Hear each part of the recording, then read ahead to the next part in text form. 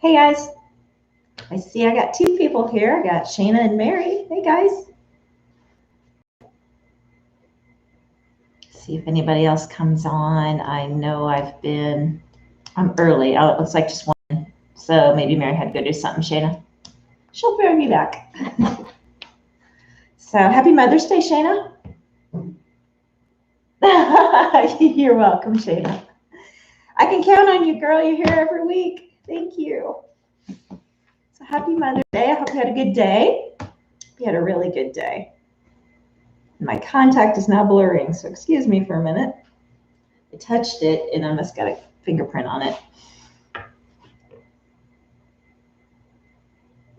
Oh, bunch of people coming in. I know I went early. Hey guys, who's all on here? I see I got 5, 6. Sorry, I was just telling Shayna my contact, I touched it and now I've got like a blur spot, so it's gonna drive me crazy for a few minutes. Hey Candace, hey itty bitty bundles.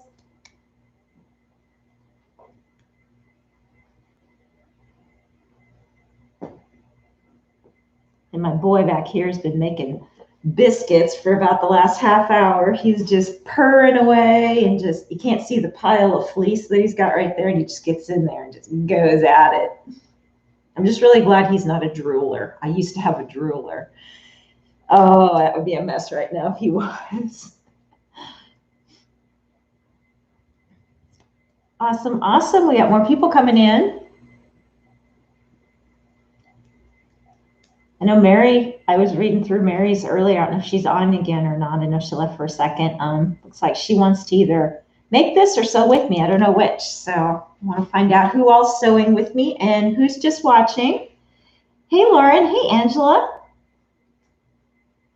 And everybody, Lauren's the proud owner of a new sewing machine. She's got a new toy.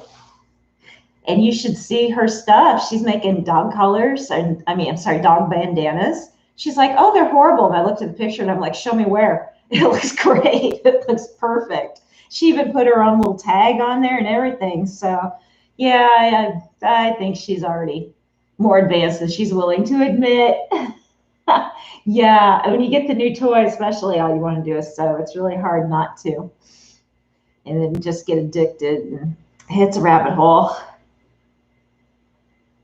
It is a beautiful name, Angela. Hey, Julia. Hi, Emily. Awesome.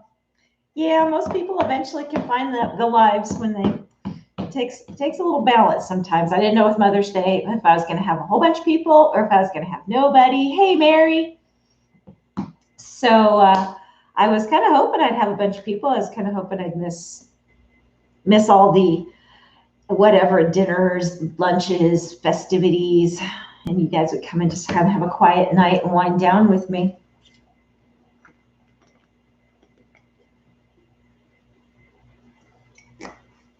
So happy Mother's Day to everybody out there that's a mama, whether it be a human baby, a fur baby, whatever, a plant, if that's all you got, a plant works. My fur baby back here is making biscuits like I was telling the ones that were on earlier. Yeah, I told mine upstairs, all I wanted was breakfast in bed. That's all I wanted, guys. You couldn't even get me breakfast in bed. Maybe next year I'll teach them how to do that. My dog's like, I'd eat it before it got to the bedroom, and I'm like, yeah, you would. So. Oh, thank you, Julia. Ah, good. So, Mary, are you going to try and sew with me, Mary? Because if so, I'll talk you through that pattern a little bit. It seems daunting, and it's not. We're going to talk about that. Because when I printed it out and put it together, I was like, this is going to seem worse than it really is. So we'll talk about that and get everybody through it.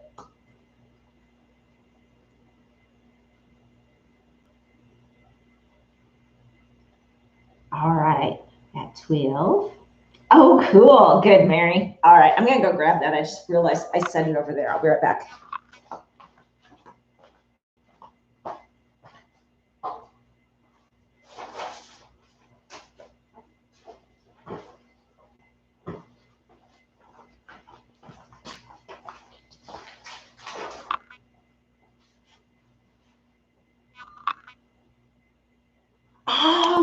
Mary? Awesome. Hey, Evemar. Happy Sunday. Happy Mother's Day if you're a mommy, Evemar. And I said it counts even if it's just a plant. I'm good with that. Oh, well, yeah, they'll take what you can get, Mary. Definitely. Hey, Tasha. All right, anybody else besides Mary that's going to sew with me tonight? I just want to make sure I can check in on you guys, that I'm not moving too fast, anything. So just making sure before we get started. Oh, Mary, that's no fun. But look at it this way, at least you're getting it over in bulk. Rather dragging it out. Hey, Sandra. Yes, happy Mother's Day, Sandra. All right, I will show you what we're making. I know if you went and picked out the pattern and everything, there was pictures, but I always have a sample, but I never post the picture. I don't usually have it done until, hey, Shirley, until Sunday, even if it's just a little bit left, and that's all I had to do was just a little bit. So I finished it up real quick this afternoon. Well, that's good, Mary. Yeah, I got to, it's hard to tell with all this stuff going on, whether it is or isn't, Mary. Yeah, and it's most of the time I think it isn't, but you always have to make sure. Good, good, Mary.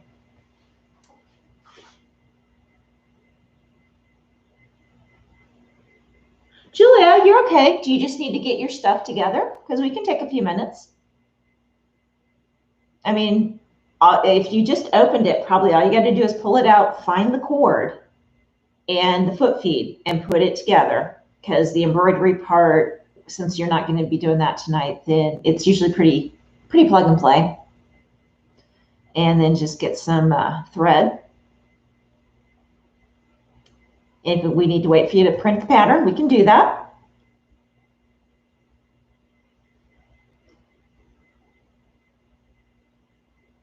Mary, it's okay. Oh, yeah. Yeah. I'm sure with all that, you've got to keep them home now. Okay, Julia. All right. I was just making sure because I was going to say we can wait. But you go ahead and keep playing with that machine while you watch. You might be surprised. You'll probably have it out and ready to go. Okay, so you're going to do the 3T. All right. This thing I know looks a little daunting.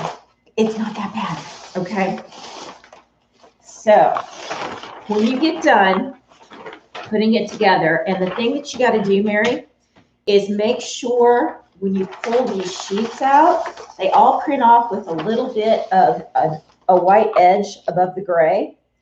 So you have to cut, so you got the two that are butting together like this.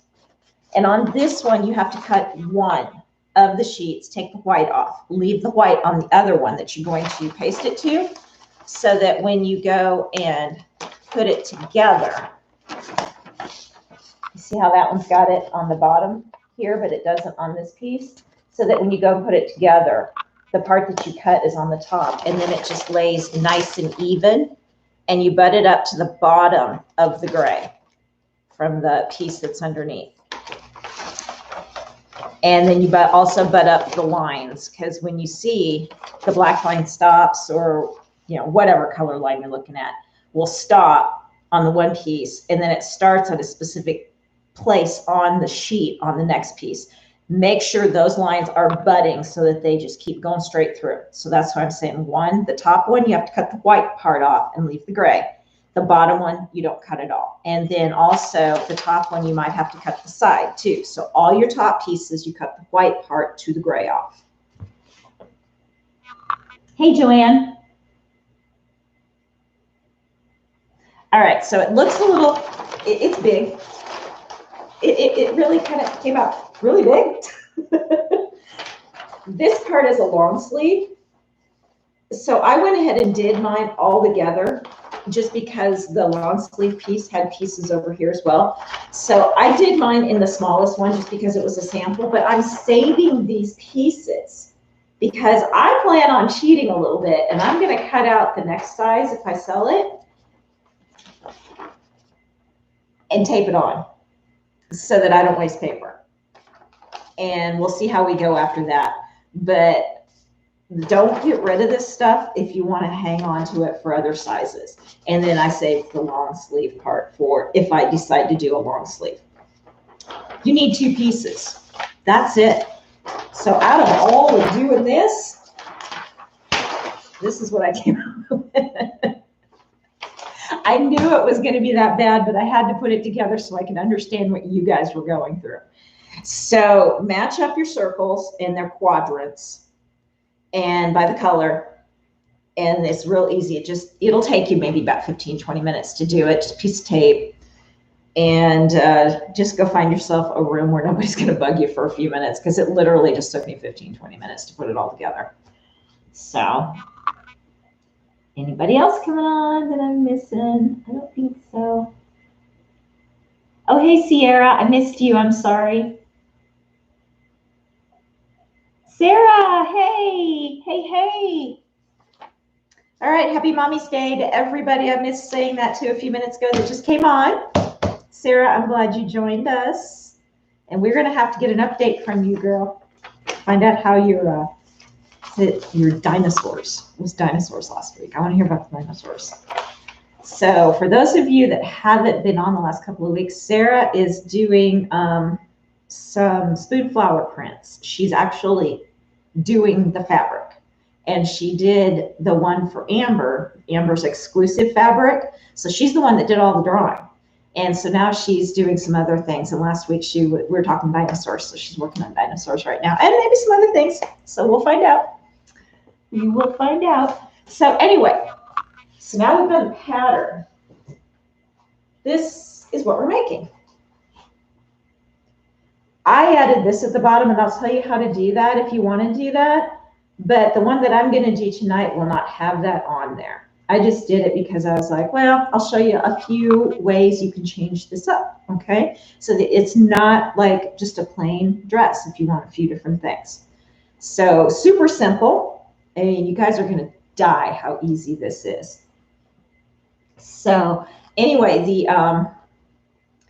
and I did, like I taught you last time, I think it was last time, I did the binding on the inside instead of turning the edge. If you looked at the tutorial on this pattern, she turns it. That's a little fiddly. I'm just going to tell you, it's a little fiddly. If you guys want to try it, you can. But this method is so easy. So easy. So I'm always going to do this. Plus, I like how I was able to include that pop of color up around the neckline, even though you really don't see it, but you kind of do sometimes, as the bottom. So you can always just, if you want to have fun with it, and you've got fabric that's kind of bright, maybe you can pull out one of the bright colors that you might have in a solid. You could even do it out of a print if it's all completely plain and do a print on the inside. So, you know, get creative with your little things that you're doing it with. So anyway, this is what we're doing, super easy. And elastic, elastic, and elastic. So, and you can use your serger if you have one with a sewing machine, or just your sewing machine again. Most of the patterns I do, you can use just straight sewing machine. So you girls that don't have the serger yet, you still will be able to do this. So that size is the smallest one. It is the 12-month. Yeah, I know it looks huge, doesn't it? I couldn't believe that was a 12-month. But, you know, when you really look at it, okay, it's not meant to be body forming, so they can actually get probably a few years out of this. It would just get shorter, and that's okay. It becomes a tunic, and then you just put, you know, leggings underneath or jeans or something. And if they don't grow too much through the top, and with this being elastic, kid could probably get a couple years out of it. So, hey, Sam. Happy Mother's Day, Sam. So I've seen a lot of little girls wear these for years. just out and about. So I know that they must not grow so much through here until they get probably about 6 or 7. So they could probably wear this until they're 3. I would think maybe 4, depending upon, how tall or big or whatever they get compared to what they were when they were littler. So on this one, I'm doing different colored sleeves. So there's another version. So mine is gonna be made out of this fabric for the body. And then I'm gonna use the gingham for the sleeves. And I'm not gonna have this down at the bottom. Now I could have put the gingham down there too if I wanted to. But I'm just trying to show you guys a whole bunch of ways to change it up. Plus, if you don't have a lot of fabric and you're just making this for your kid, you can use up bits and pieces. So what if you had one sleeve in one fabric and one sleeve in another fabric? So you'd have 3 fabrics and you could use up a whole bunch of scraps. So there's ways around these that can turn them out to be so cute. Yes, it is, Joanne. It's an elastic casing for the neck and for the sleeves. Yeah. So, all right, Mary, where are you? You still taping?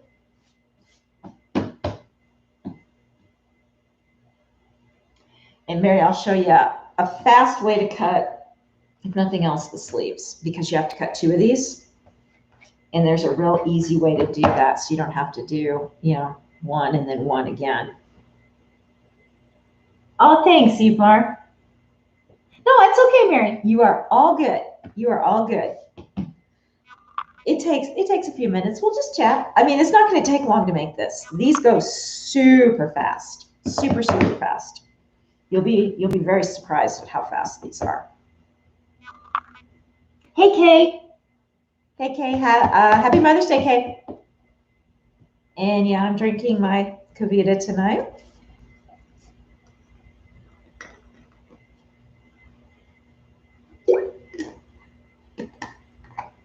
I've been looking at some of the posts you guys have been doing of what your families did for you for Mother's Day. Man, they've been treating you guys good. Love it. Yeah, I was telling everybody, oh, okay, this one? Which one? This one? Is that the one you were thinking? I bet it is.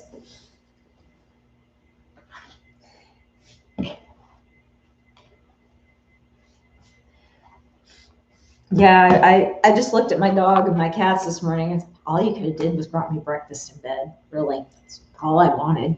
But my dog looks at me like, yeah, I wouldn't have made it. I would have ate it before then. She's led by her nose. Hey, Sandy. Hey, happy Mommy's Day.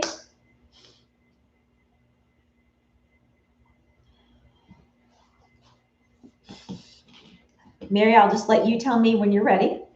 So no hurries. The one thing I did notice, girls, on this pattern on the back part, and I'm just going to give my 2 cents on this, okay?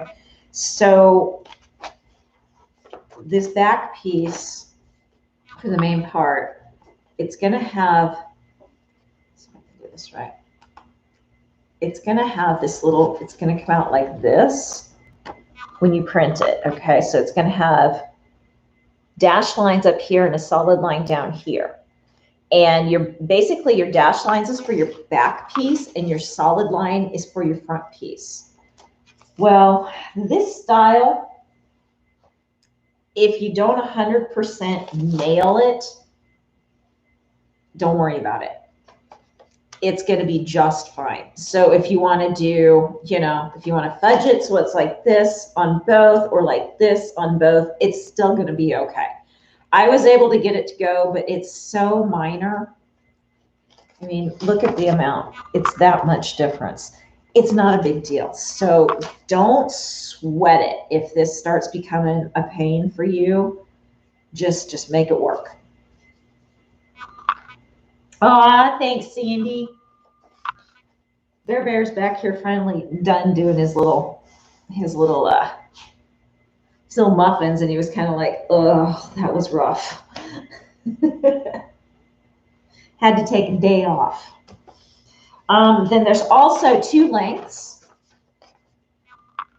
There is a tunic length if you choose to make one more of a tunic length, like a top, or you can do the dress length. And there's quite a bit of difference in that.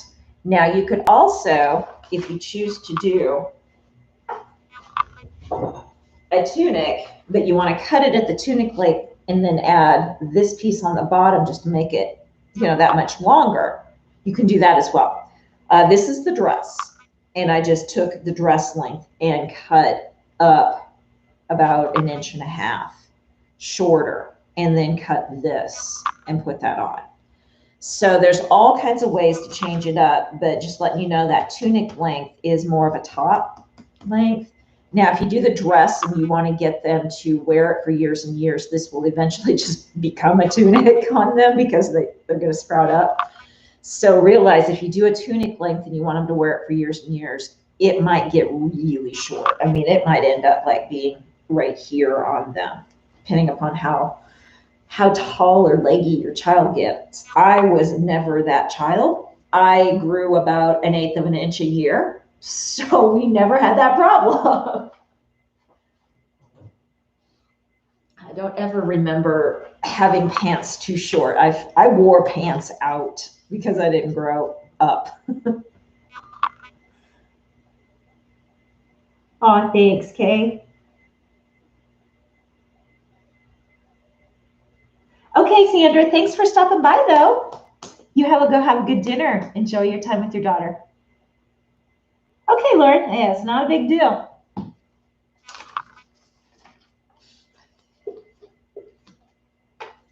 Okay, so I'm going to show you guys how to do that sleeve real quick while I'm waiting for Mary to catch up here.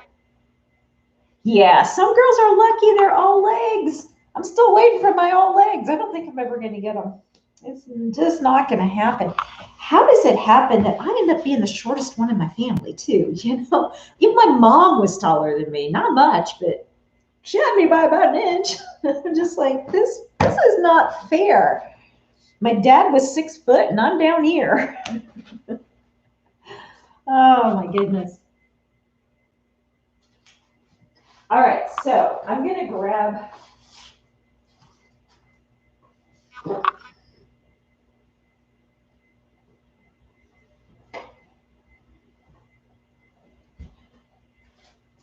we're going to grab this, and I'll show you real quick, making sure I got a piece that was lightweight so I can hold this up for you.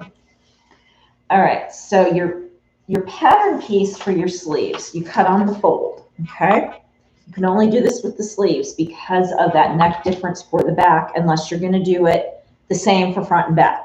If you're going to do exactly the same for front and back and not worry about that little extra piece we were just talking about, you can do the same thing here for front and back. It gets a little trickier because you're dealing with a little more fabric, and I'll show you why. Okay, so I'm going to adjust you guys down so you can see what I'm doing here, and then I'll move you back up.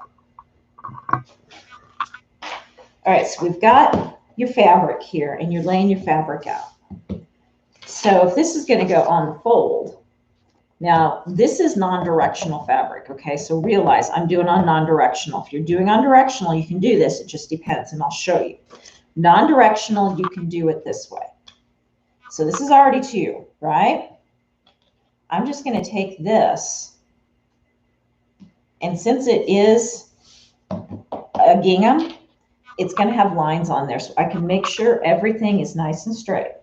And I'm just going to fold it back on itself, and then I can see it's straight, and you can look down here, but sometimes fabric isn't straight, so you got to double check here. So since I've got it here, here's my fold, and then I'll just put it on here, cut it out, and there's my 4. Well, my 2. Sorry, I'm thinking folding and unfolding. It's 2. So there's my 2. You got, when you open this up, it's going to be like this. Right, as soon as you get done cutting it out, you'll pull it out like this. You open it up, there's your front, and there's there.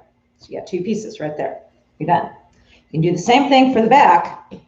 Problem is when you get a little bit longer on fabric, you got to just be really careful when you're cutting so that it doesn't move on you. So just take extra time, and this is where I would pin. I would pin a lot on this one, on the bottom piece, which is this piece, if you choose to do that. Now, if you're doing this and you have directional fabric, and this is not the way that you can do this, so you can't fold it this way, and you need to fold it the other way, you can still do it. You just have to come from this direction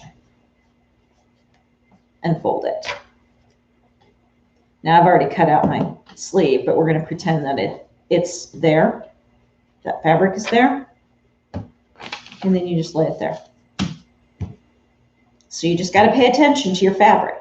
Now, if you're doing a knit, you have to pay attention to the stretch. That's where your directional comes in, okay? So you got to make sure that when you're, and Mary, I brought this up because I know you were mentioning you were going to do knit. So I want you to make sure when you go to cut this out, your stretch is going the correct way. Now, you want your stretch on your dress, on this body part, you want to be able to stretch this way, not this way. So make sure when you set your fabric down, you stretch it, see which way your stretch is, because some of them stretch equal the same way, others do not. So you just have to make sure you're doing it the correct way. So always, and I still to this day test it, because every single knit is going to be a touch different, and I just don't trust. And so I always stretch my knits before I do anything, just to see what I'm dealing with. Is it super soft and stretchy? Does it have a little bit of a firmness to it, or whatever, you know, does it go both directions? Some of them stretch on the bias rather than this way. Not many, but you will get some that will stretch more on a bias. That, you know, you don't have to worry about that so much, but just make sure that you're getting that where you need it to be. Hey, Marissa. Happy Sunday.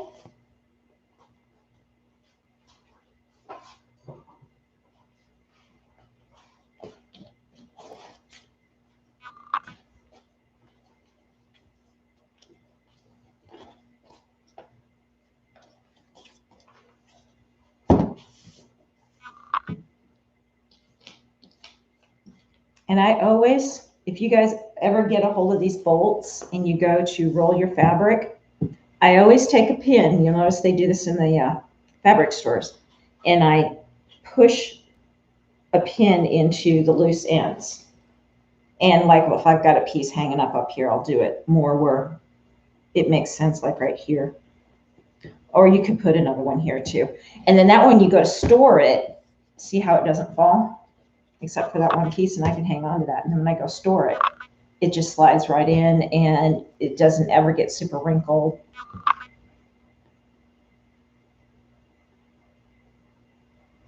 All right.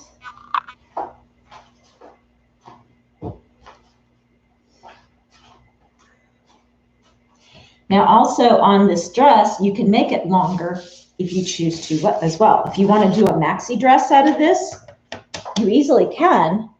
You just need to know, you know, how much longer do you need to make it? So if you're making this for your child, real easy. You know, you can start at, say, like the waist. It's probably better. I'm sorry, I'm going to back up on that one. It'd be better to go from the shoulder on this pattern because there is no waist measurement here. So if you want to make a maxi dress out of this and you want to know how much longer to extend this out, and I'll show you how to do this. It's super easy.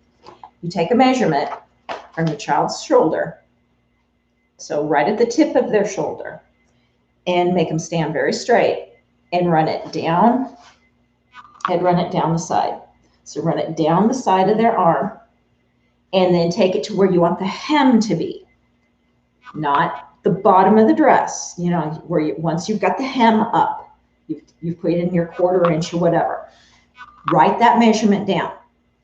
Then you're going to add, about 1/4 to 3/8 of an inch to that, and that's going to be the adjustment for your hem, to do your hem. So the first measurement you take is going to be from the tip of the shoulder here, straight down. And then you're going to be to the bottom here, that measurement right there. And then you add the 1/4 to 3/8 to that. Now, when you go to cut it out, super easy.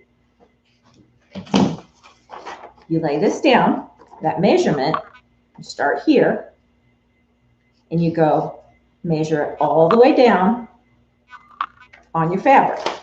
So you've got this laying on your fabric.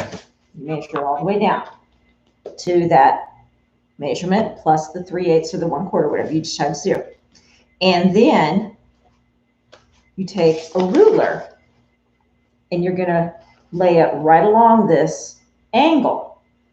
And then you're going to draw along that ruler till you get to that bottom, okay, to where that other one kind of eyeball it a little, because you've got this little bit of a round that you're going to just have to do yourself, okay?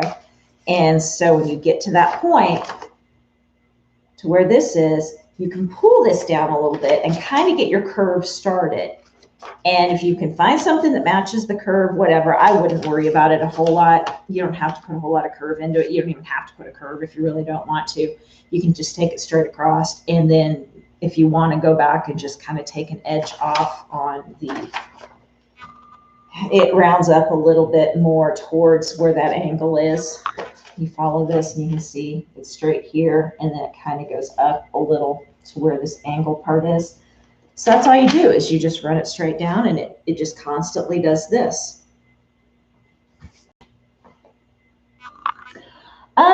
Joanne, it just depends.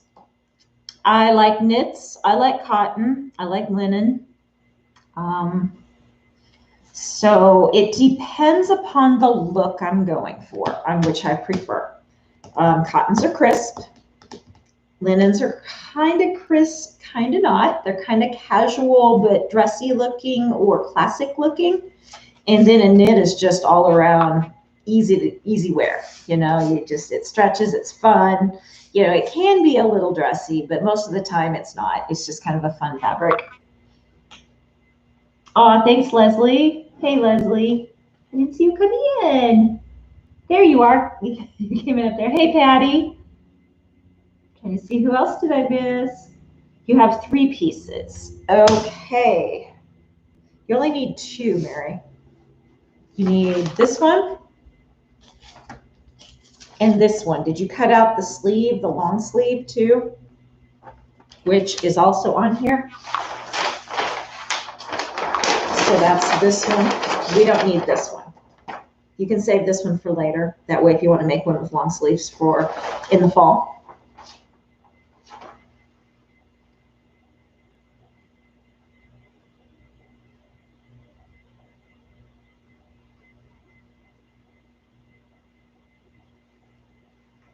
Okay, so you're ready, Mary?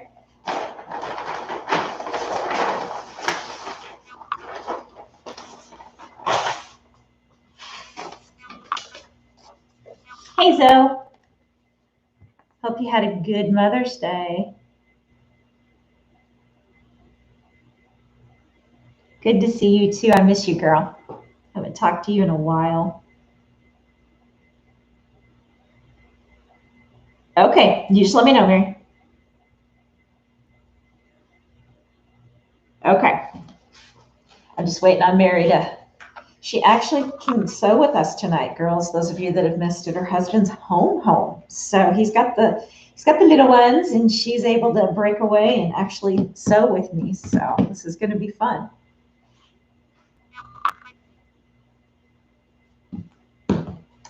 All right. So another thing you guys can do with, sorry, I'm just checking. You can add all kinds of stuff to this. If you have rickrack is fun. You can run that along the bottom edge all the way around, and it's super easy. Just sew it, you know, go ahead and do your hem, and then just lay the rickrack on top and just sew it on all the way around. And then just finish your edges so that they, you know, look nice and neat. You fold it back on itself just a little bit, just to kind of tuck in the frayed part, because if you cut the rickrack, you'll notice it frays real easy. If you have any fray check or fabric fusion, you can dab that on, after you cut it, dab that on the edge so it doesn't fray. You can do that as well, and then you don't have to fold it back on itself. But I would, if you use the fabric fusion, I would give it a good 5-10 minutes to dry, because it is kind of messy. This stuff, it works really, really well, but it is super, not really, really thin, but it's thinner than you'd think it's going to be. It's not like Elmer's glue or anything like that. So when it comes out, I mean, it doesn't take much. I would put it on my finger. I'm always big, and I've probably got some in the end I have to open up. But I usually, there we go, I got it. So you really don't need much. This is probably even too much. I've got about that much on my finger. And then it's not even focusing. Come on, focus. It's just barely a little bit. And so then I would just run it on the edge, just like this, with your finger, and catch it, and then just let it dry real good, and it'll dry clear.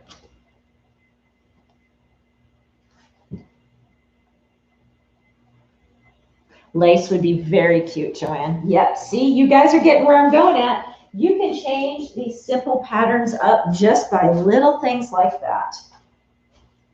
And changing your fabrics, like I was telling you, with your sleeves being different, like I'm going to do, or even 2 different fabrics, one here, and then a different fabric for the middle. Throw some lace on the bottom, some zigzag, anything. You put a ruffle on the bottom. You could even put, if you wanted to, you could put like little tiny straps up here. So these simple patterns just leave themselves open to your imagination. You could add pockets, you can embroider on it, anything. So these are so simple, because I'm kind of showing you guys a little bit how to do kind of your own blanks in a way, if you wanted to. And if you felt just a little adventurous and wanted to step out a little bit and add a piece here and there. And these literally take no time to make. So like I was telling you on your t-shirts and that, since we did that t-shirt one, that's one that you just have in your back pocket, and then you keep t-shirt material on the shelf just in case you get into such a pinch that that's the only way you can go, is to make one real quick. Well, these are different. These don't take much time at all, and that would add just a little difference to your shop. Every now and then throw one of those pieces in to change it up a little bit. Hey, Elia. Anybody else come in that I've missed? I hope not. I hope I've seen you all. So anyway,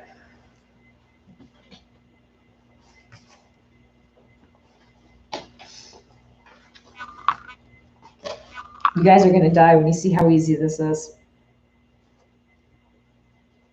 and how fast it'll go.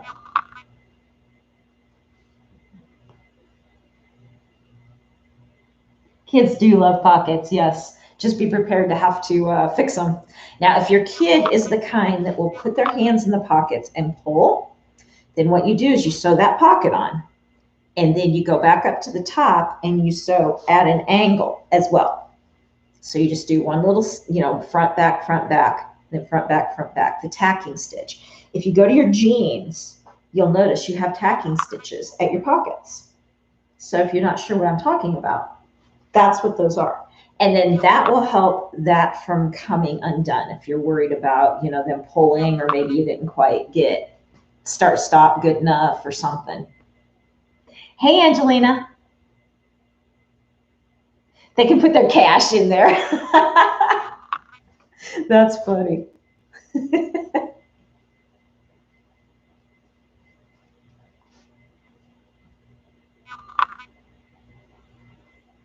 All right, pattern is cut, doing fabric. What is the way I need to position my fabric? Okay, so Mary, yours is stretch, right? Yours is the knit. So you've got to stretch this way on your knit, okay? It's going across. So your stretch is going this way on your fabric or on your pattern piece, okay? So when you fold this for the front piece to go in, make sure that when you lay it down that your stretch goes this way.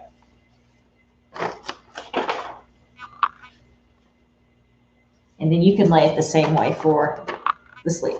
Stretch will go this way. So it's going to go perpendicular to your fold line.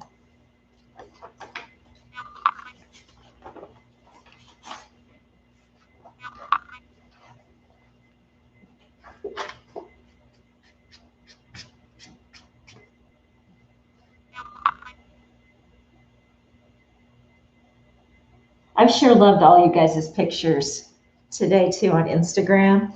Everybody's posting pictures of their family. There's some that had pictures from the past and the present together. So wonderful. I love seeing that. It's fun to see all you guys in your various forms of growing up as well. Oh, excuse me. My Kavita got me. I'm sorry, guys.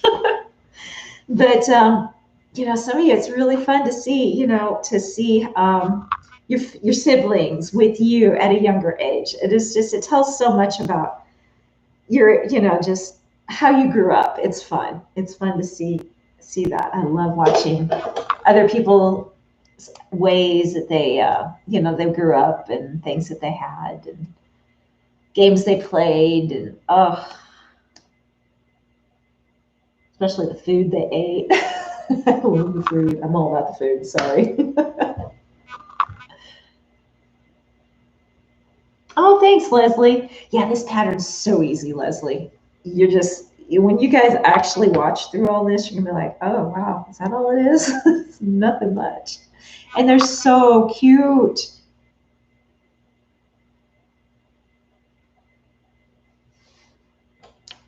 Okay, let me know, Mary, if you're having problems.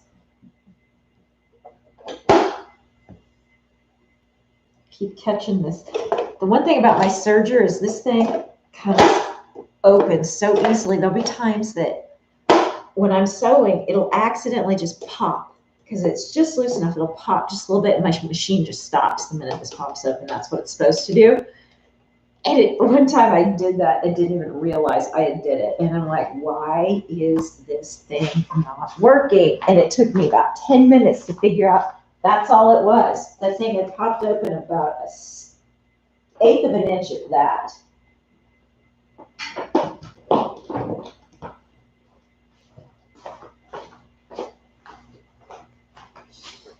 So if you guys have sergers that do that, just telling you, all that takes is just I was even just sewing and I must have knocked it with my finger.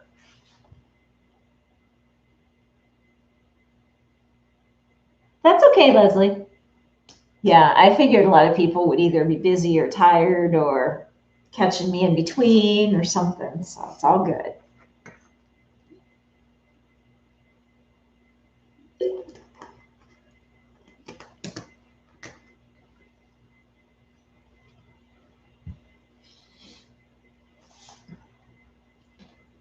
All right, well, I'm going to go ahead and tell you guys a little bit about this, and then I'll back up for Mary. So when you get your sleeves, you're going to do your front piece,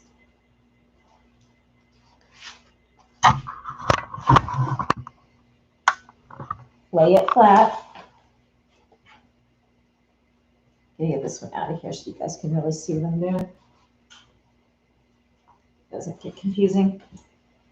And so you see how this piece is curved just like the top is curved. So we're going to lay those, just one. And it doesn't matter which one. You just grab one, right sides together, and you're going to put one side like this. Doesn't matter if it's this side or this side that you start at. Does not matter. Oh, thanks, Joanne. And so I'm going to go ahead and I'm just going to, and you don't have to serge this. You can use your sewing machine. You can zigzag it. If you're using your sewing machine, what I would do is I would stitch it 1/4 inch seams on these according to the pattern.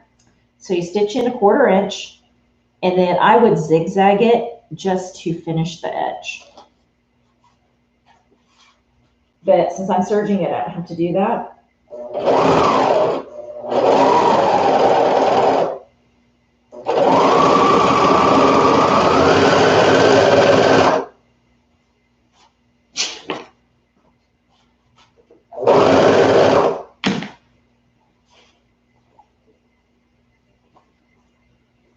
So that's how we end up, okay? It's gonna look a little funny first, okay?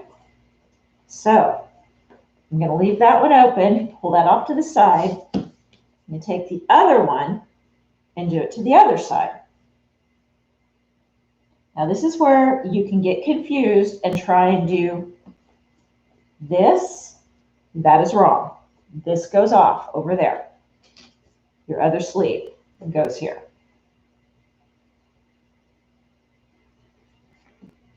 And trust me, I did that once when I was just kind of half awake making these a couple of years ago.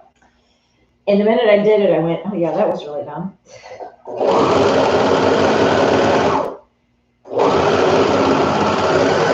And that was only because I just told myself not to do that. And then I turned around and did it. Never so when you're half asleep. Okay, so, hey Stacy. There you go. You've got one on each side, okay?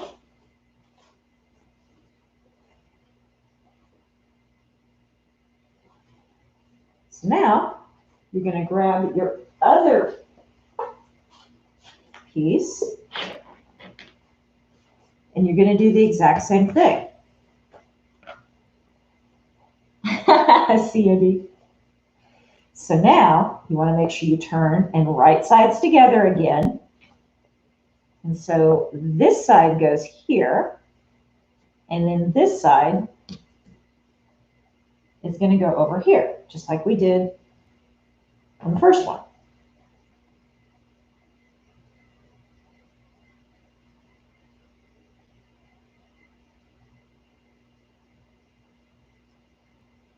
Yeah, you can try that, Mary. Yeah, you sure can. Yeah, if you've got it. That's exactly what those cast over feet are for. Absolutely. Yeah, that's okay, Mary. You keep cutting the fabric. I'll go back and walk you through it again. That's fine. Plus, you can watch me while I'm doing this, and then when we walk through it again, it might help you a little bit. So.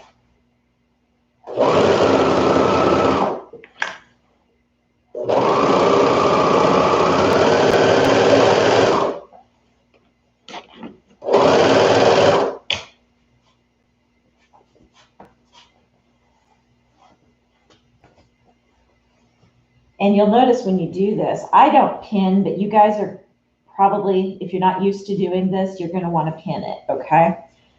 I've done these so many times that so long as my fabric is grabby enough that it holds it together, whether it be knit or whatever, I'm okay. But I've had to pin for years. So please don't think that you should be doing this without pinning. And so if I were to pin, I would pin all the way out here so that you don't have to stop and remove pins. But if you need to stop and remove pins, do it by all means. But if you remember to pin all the way out, you'll be okay. And then you can just sew it and then pull the pins later.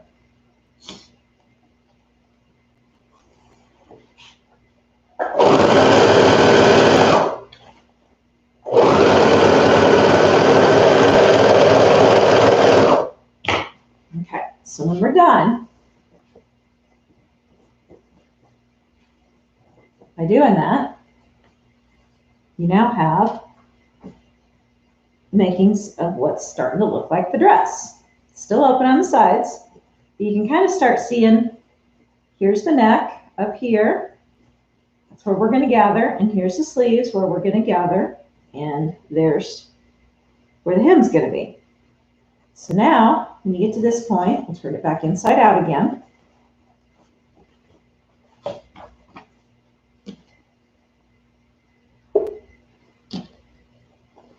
And this is the part where when I'm doing my sewing. I'm very fussy about this. If this doesn't work for you the first time or the 10th time or the 15th time or the 20th time, don't worry about it. If you're off just a little, it's all good. It happens. But if I were to pin, I would pin right here where these under seams come together. So you have got, this is your, I'm trying to show you guys on this camera here. So you got it inside out. And so I'm going to take and put the sleeves together here like that. And then you see how these seams are where we put everything together. Match those up. So you open the seam out, and it might help if you go and iron that open until you get used to doing this. Take your time and iron it completely open so it irons real flat. And then I would match them up really good and pin like 3 pins across so it does not move. And then it's still probably going to move just a touch. Don't worry about it. But you've gotten it matched up right now so that when you sew it, it won't move. Eventually, you'll get to where you can just hold on to it and sew. But for the first however many times it takes you to do it, then you're going to want to do that.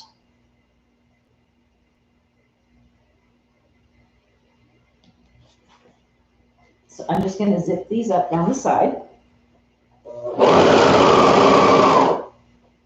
Don't worry, Mary. We're going to do it on when you get ready. I'll walk you through it. I'm just trying to make sure I get my tails out of there.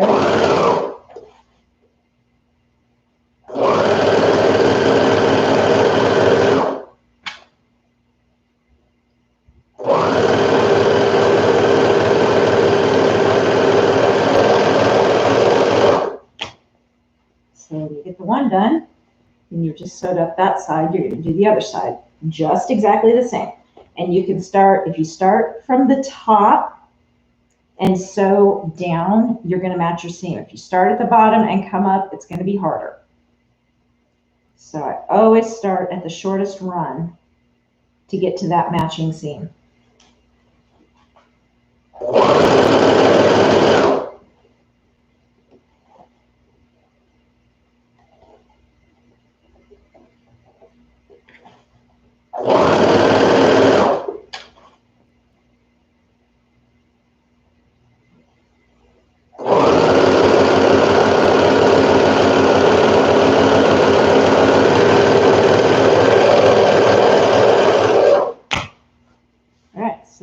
Inside, that's what we've got. So I've got tails and everything for my serger. I'm just going to leave those be for a minute. We'll deal with those when we put the casing on for the elastic.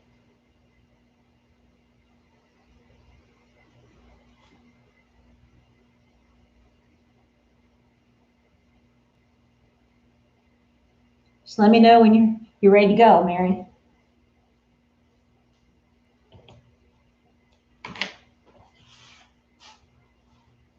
Okay, and on this one, I'm going to use a white. Aw, look at your eye. You can use a white for the casing. And what I did was I only pressed half of it. Some tutorials you'll see where they'll tell you to press both sides in. I only did the half. So when I got to the end, I pressed it over.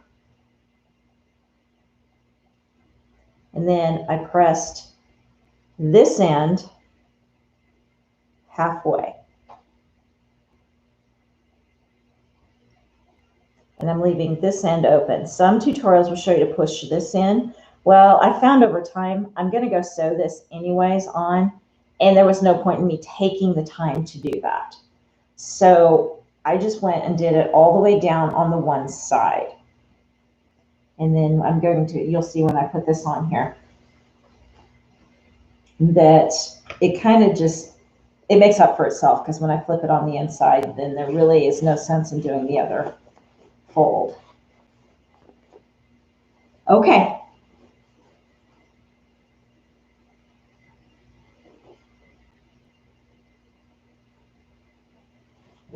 Aw, thanks, Angelina. Sarah, you'll just have to go get some fabric and rewatch. Okay, so I turned it inside out. Now at this point, I'm just gonna run and press my seams open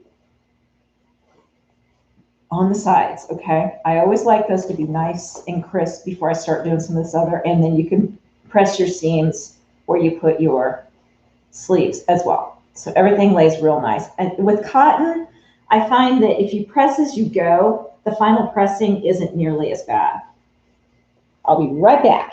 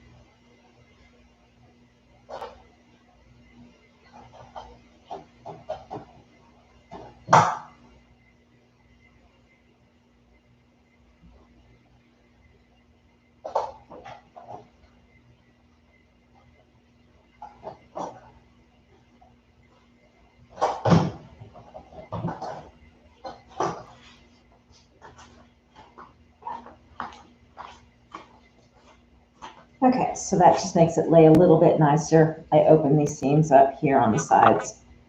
Now, the last thing that I'm going to want to do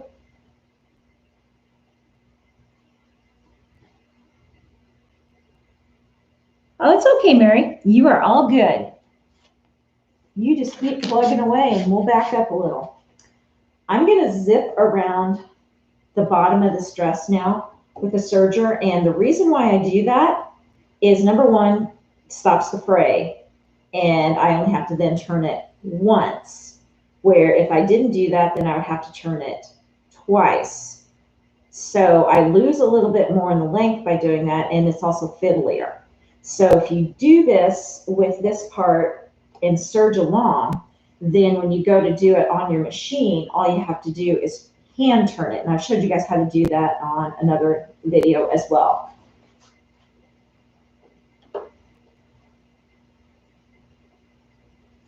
So I'm just going to zip around this real fast.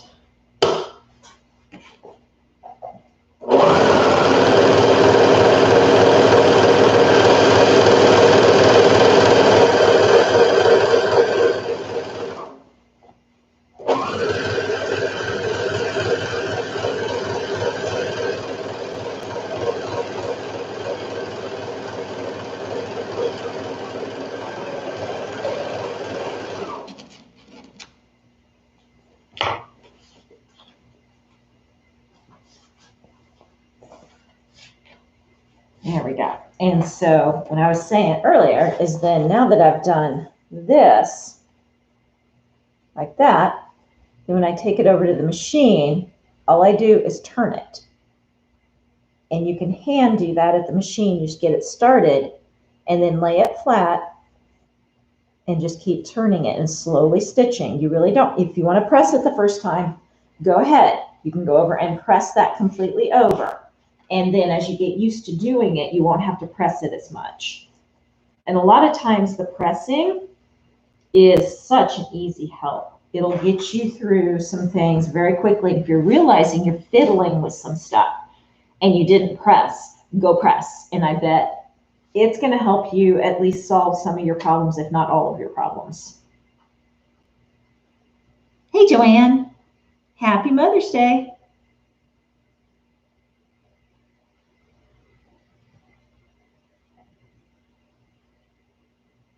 Ha, Lauren. See, Sarah, that's your stuff. You got to tell us though, how's the dinosaurs coming, Sarah?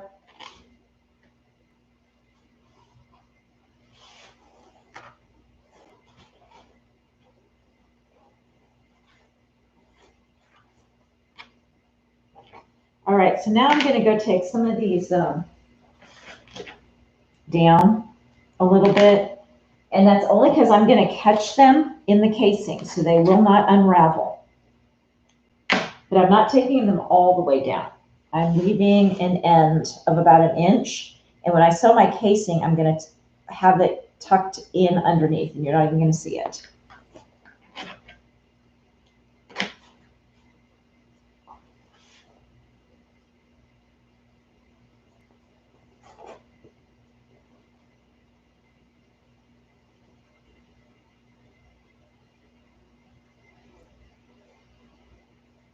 All right, so I'm going to go and hem this real quick while I'm waiting on Mary. It's all right, Mary, not a big deal. And since I've already told you how to do that, I'll be right back.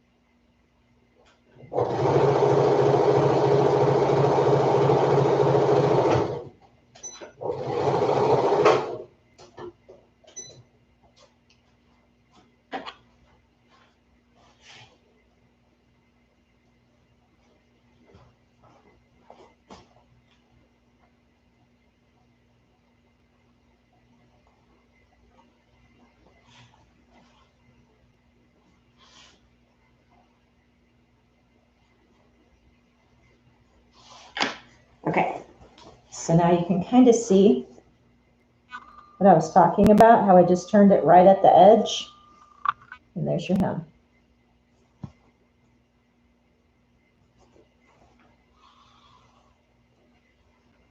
Okay, so you're cut out, Mary, and you're ready to go?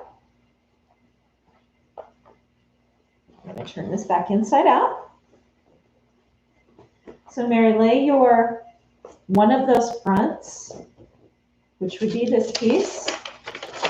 Take one of those and lay it flat so that if it has a pattern that goes on the outside, then that's looking up at you, okay? So here is my fabric pattern, and I'm laying it like this, okay?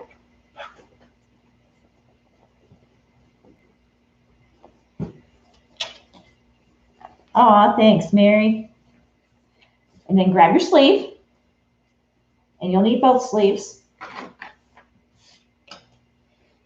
And so you'll notice that your sleeve, your pattern has a curve cut on both the sleeve and on this dress front and back, okay? So you match up your sleeve curve to that curve, and just one of them, just do one on that side, and you're gonna sew that, okay? So pin it really well if you're not used to hanging onto it yet.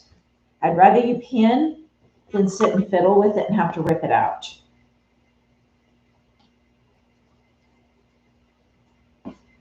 Let me know when you're done doing that. Yes, Sarah, tell us about the dinosaurs. Good, Sarah. Did you finally decide I know you were asking us questions last week. Did you make any headway on that? I can't wait to see. Been thinking about it ever since you brought it up. I love the dinosaurs.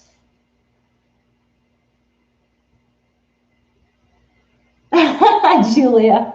Yes, go get it out of the box, Julia. Come on. I'm going to make you guys not be scared of those things. Surgers are your friend. They can't be your friend if you keep them in the box.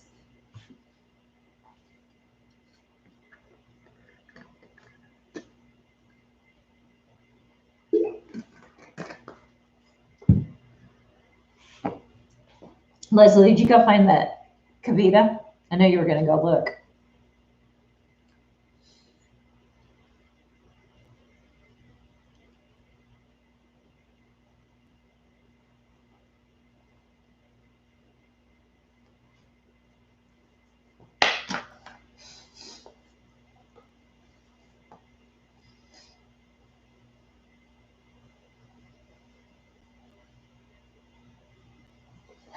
Good, Lauren.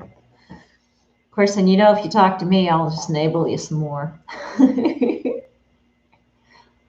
Did you find this? Did you find the Kavita? You were going to go look for the Kavita, Leslie.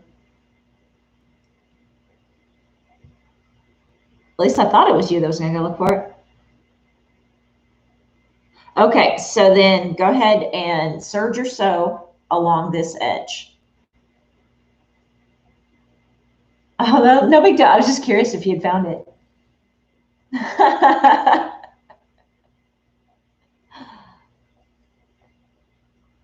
Yeah, Lauren, we tend to help each other down the rabbit holes very much around here.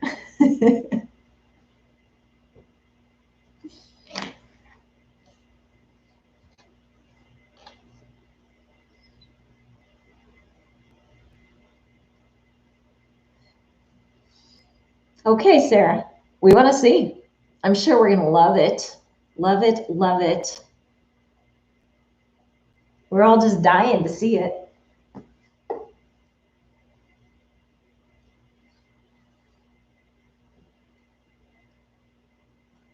That's okay, Julia. That's all right. I'm at 5 right now, I think. 1, 2, 3, 4, 5. Yeah, I'm at 5. I'm not done. Not done.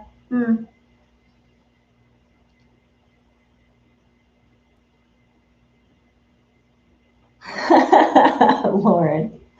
Yeah, cutting is something that it's trickier than what you can think it will be at times. But yes, just do the curve, Mary. Just this part right here. You're just going to sew this part together. So where you put the sleeve onto that body piece, that's all you're going to sew. Okay.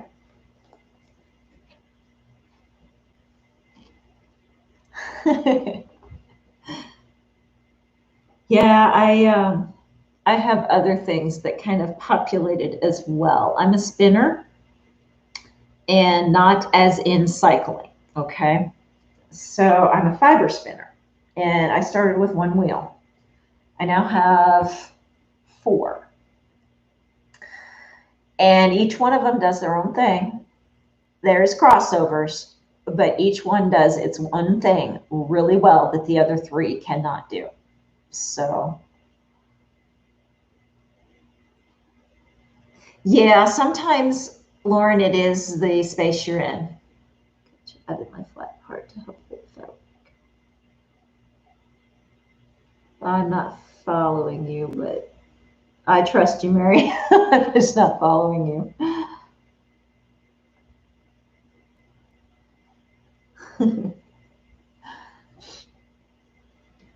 So, Mary, you're going to do that. When you get that one sleeve done, you're going to grab the other sleeve and do it on the other side of that same piece that you just put the first sleeve on. Extended arm. Okay, gotcha. The extended arm. Yes, you got to have that on, Mary. That does help. yeah, you can have a little more of that space here to work on. Because yeah, I'll take mine off. My Janome, Mary, my Janome, Lauren, my Janome, and I'll take this part off to get at that and get it smaller. But sometimes you've got to have this whole thing on to be able to sew.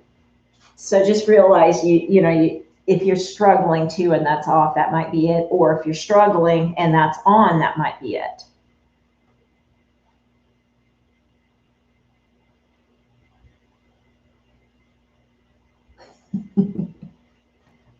Oh, girls, age is just a number. It's just a number. It means nothing.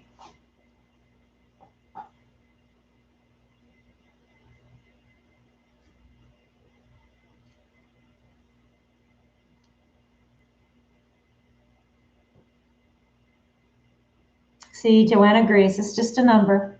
It means nothing. Once you get past about 20, or so, it just becomes a number at that point.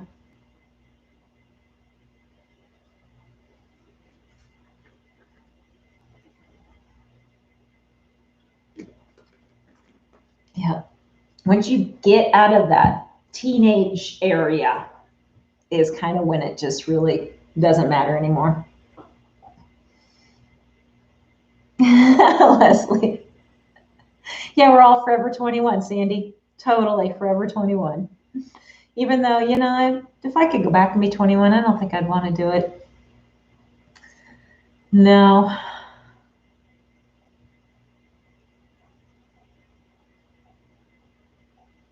That had its own issues all by itself. 21 was not kind. I can't say that my 20s were kind at all. Did not like my 20s.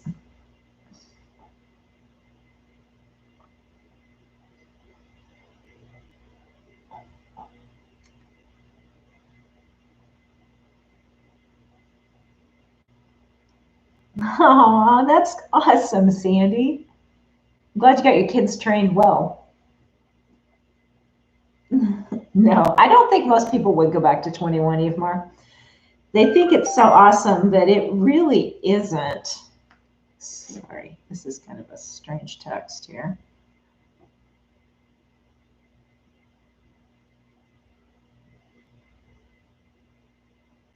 Oh, okay.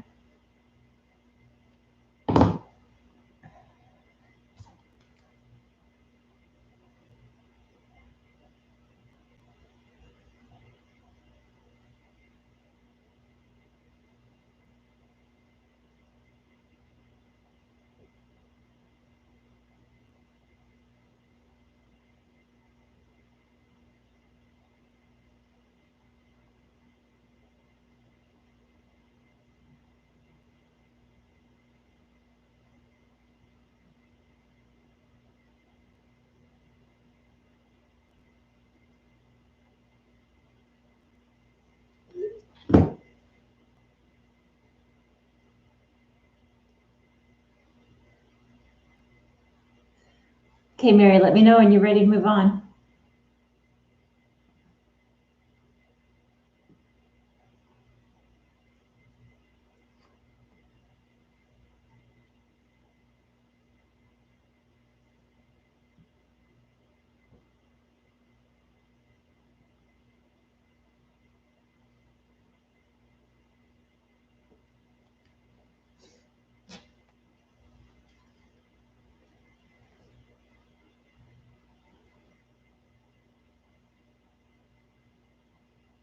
Read on the bus discussions in these lives. I love it. We have some great, great talks.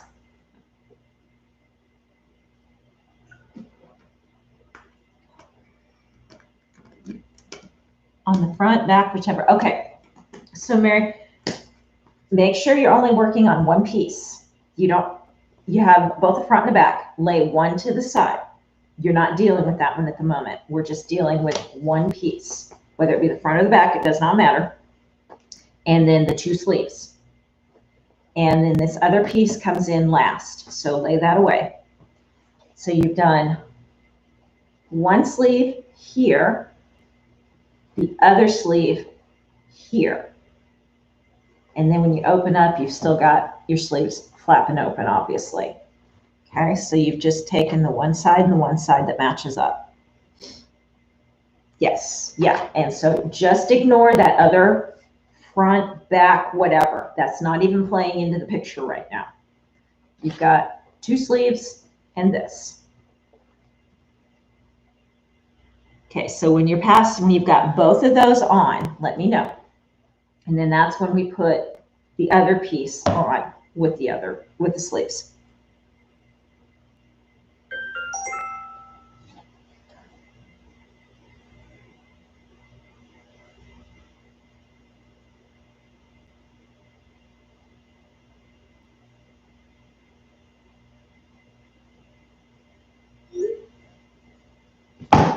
Okay.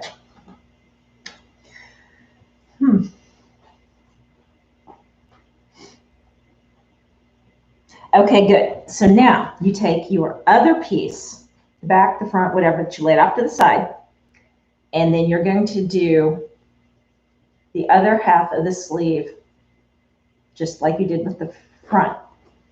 So you're just putting it all together so that they all go together. Okay, does this help? There's one front or back, and then the two sleeves. Okay, so match up your curves again on each side, and then your sleeve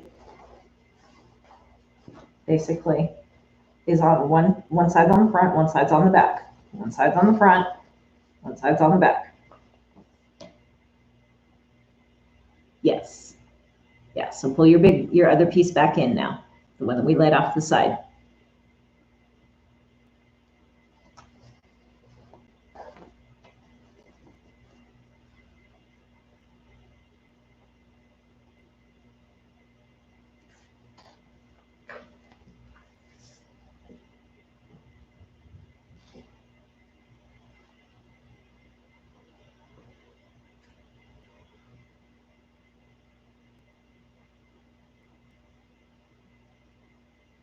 It's okay, Mary, if your machine's slow. That's all right.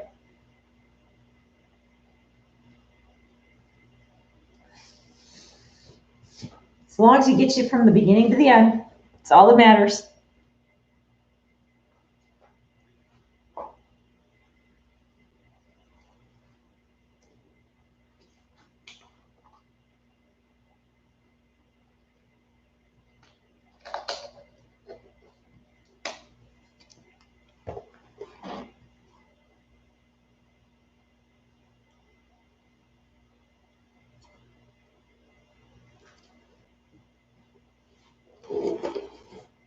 All right, so I'm done with the serger. I'm going to get it out of the way while I'm waiting for Mary to catch up.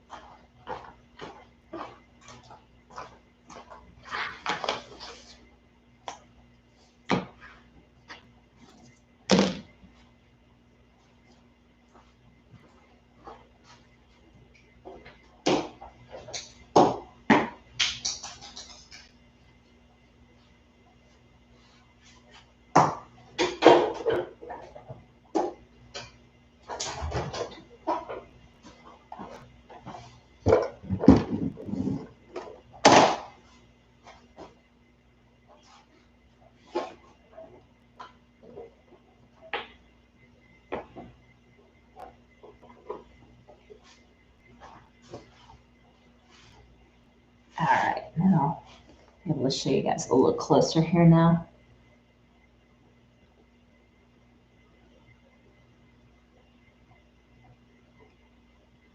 Okay, Mary. So I think she's got it. I'm going to reposition you guys here while she's doing that.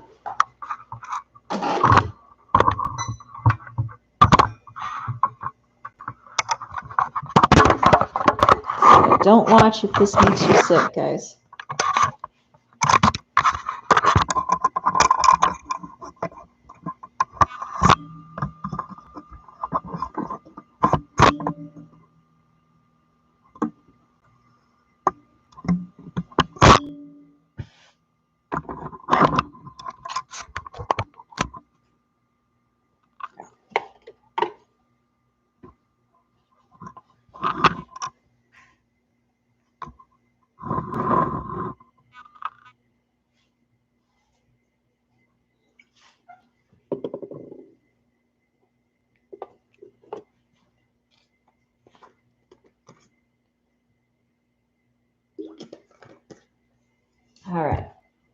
So when I go to sew these casings on, I don't use a real tight stitch.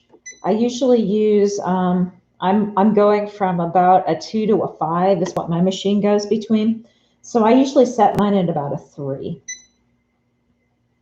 And then I also like to do, if you can see this, I don't know if it'll show, but I also have a setting on my machine. Some of you will have that. This has the straight stitch right in the very middle, where this one will move my needle to the left. So I usually use that one, and I'm going to show you that as soon as it focuses. There. Stay focused. Okay, so you see how that moved? Yeah, it's moving probably, I don't know if it's moving in the opposite direction. It shows on my computer it's going the opposite way of what it really is, but I think you guys said it was right. So I'm going to use that so that when a lot of times I want to sew right at the edge of my two fabrics together, and it just makes it a little easier for me to be able to see where I'm at with my foot, because I do a lot of watching from the side of my foot here. And I've just trained my eye to constantly keep an eye on that. So that way I know I'm sewing fairly straight. And a lot of times too, by sewing here, I've got a line on my foot right there as well. And I can sometimes catch the edge of my fabric with my eye on that line as well. And so it gives me another guide. And I don't know if you guys will have some of those things on your feet or not, but just those are little tips that if you keep looking for things like that, there's always something there to help you. You've just got to find on your machine and your eye what you're seeing to give yourself a point of reference. Lakeisha, hey girl. Hey, happy Mother's Day to you too. Glad you could join us.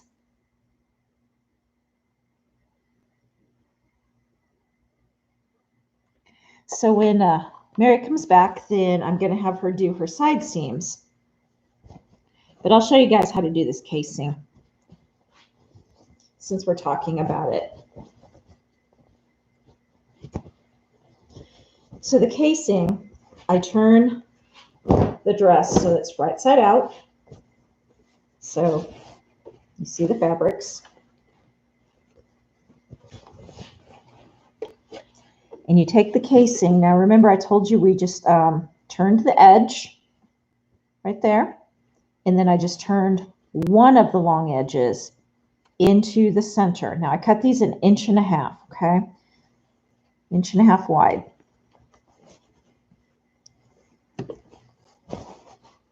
So start with the right one here.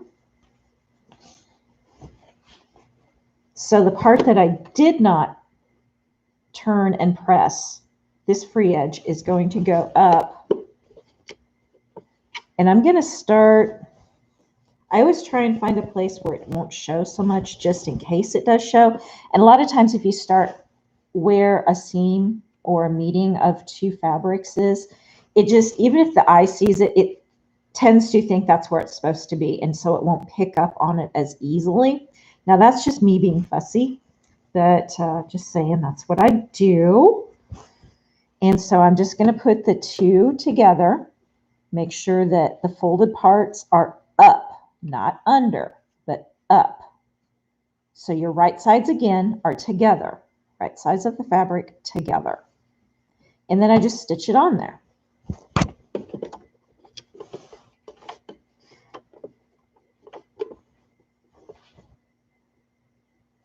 Now I could have serged this,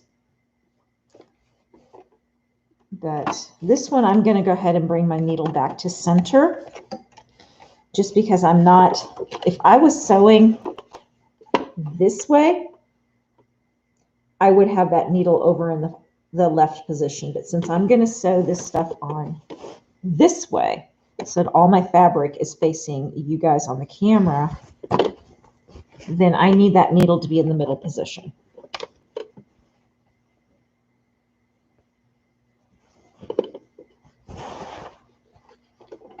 And I'm just going to zigzag this on.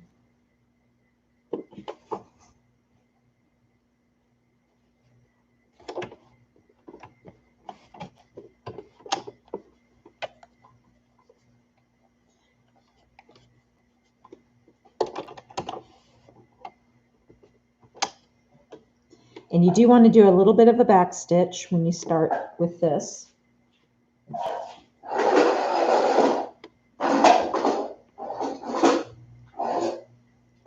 And for those of you that maybe don't know, you basically want to always back stitch when you start sewing forward.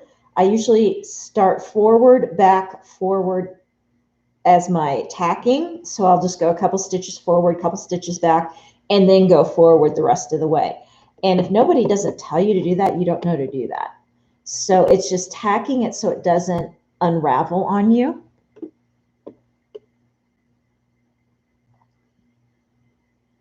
Okay, good, Mary. All right, let me take you one step further now. I was just showing them how to start the casing.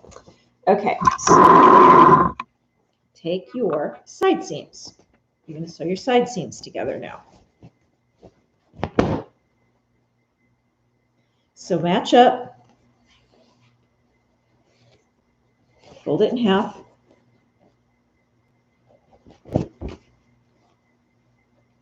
And match up your seams from underneath your arm through the armpit. Here's your armpit where you sewed your sleeve onto your body. That's where I was saying if you have to iron this to flatten it, go ahead and do that. And then just make sure that that matches really well with your front and your back so that all four of those seams come together the best you can. I mean, it's tough the first couple of times, so don't be hard on yourself. But do the best you can, and then just sew it all the way down on both sides. And always start at the top here because it's your shortest distance to where you're matching your seams together. So start at the top and go down. And then when you get to the other side, just flip it over.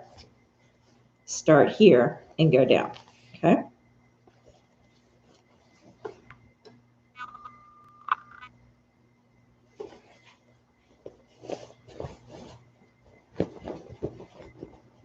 All right, go back to the casing. And if Mary doesn't do casings, which she doesn't have to because it's knit, she may just want to fold it. Then she won't be doing this part with me. And actually, maybe I want to save this. I'm going to do the casing on the sleeve because it'll be easier for me to show her how to fold on that if that's what she ends up doing. And I got to do the casing on the sleeve anyway, so we'll just do that. This is where it gets a little tricky because there isn't a whole lot of room. So you're just sewing short distances.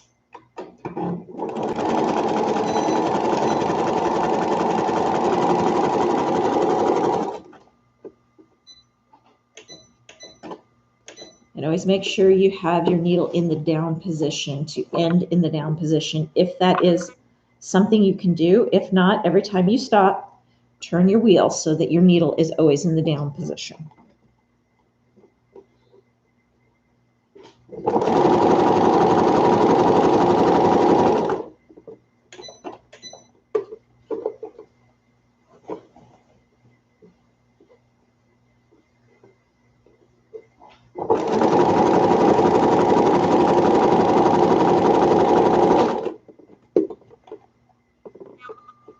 Okay, Mary, you go for it. Let me know when you're done.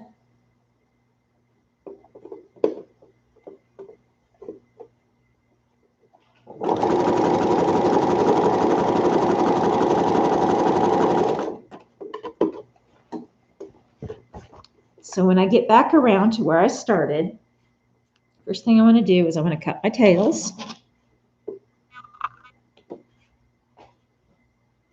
And then I'm going to take this, I'm going to pull you guys around so I can show you a little better what I'm doing. So this casing,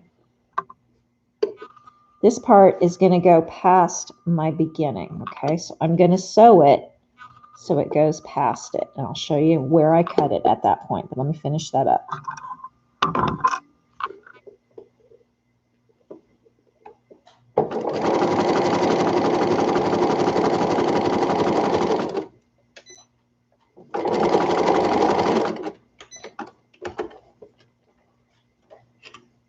Okay, so I sewed past just a little bit. See that? So I'm going to snip that at that point, and that's going to be hidden. Hey, Pia. So when I turn this, you can see there is my folded part, and there's the part I just cut off. But it's not going to show because I took it past it. Oh, it's probably about 1/2 inch or so. You can go a little further. You can go 1 inch or so. So then that's going to be folded in. So when I fold that in, I'm just going to go back and stitch on that folded piece here. So let me finish turning this so it makes a little more sense. And you probably want to definitely iron this when you're doing this part, because I'm probably definitely, hey Pooha, I'm definitely going to go do that real quick because I just do not like this part. I don't like to fiddle with it.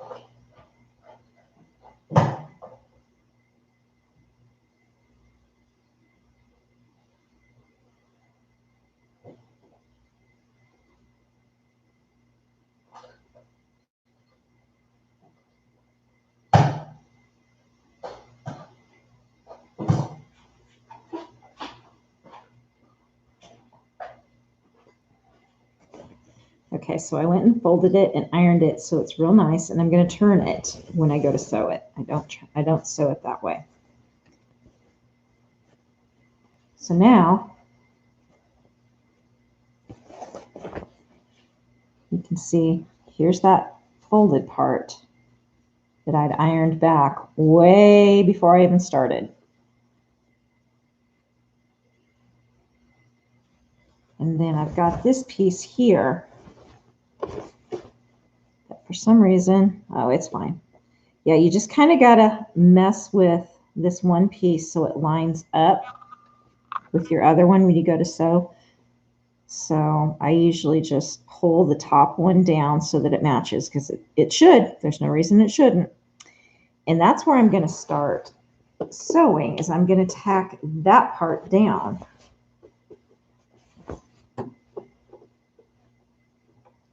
So that I know that it's laying correctly. Now this is where I want my straight stitch with the needle to the left. And I'll show you guys here why.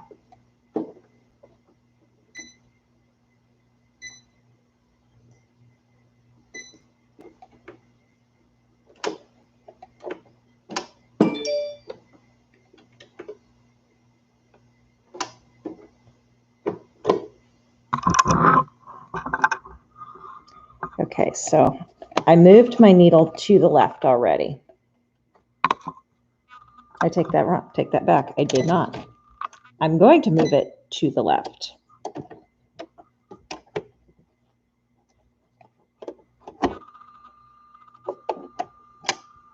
So that it catches right on that edge.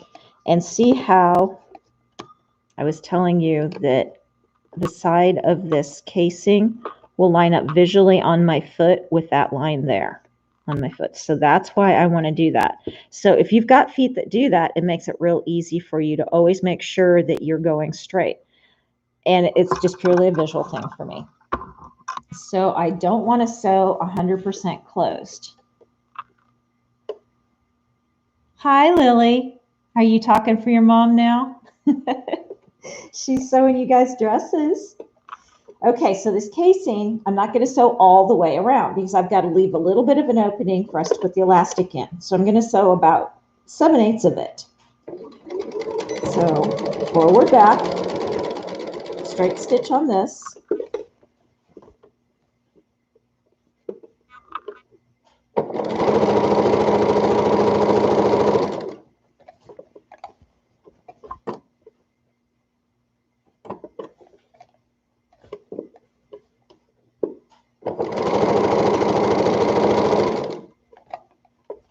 You have to make sure that you don't cut your fabric while you're sewing this, because this one just is a little fiddly because the sleeves are skinny, and you'll probably do it once or twice until you really figure out how to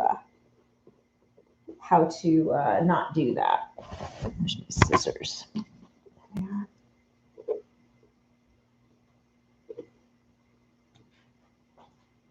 And I realized I did not catch that quite right, so I'm going to have to redo that, but that's okay. I'll show you guys what I'm talking about here in a second.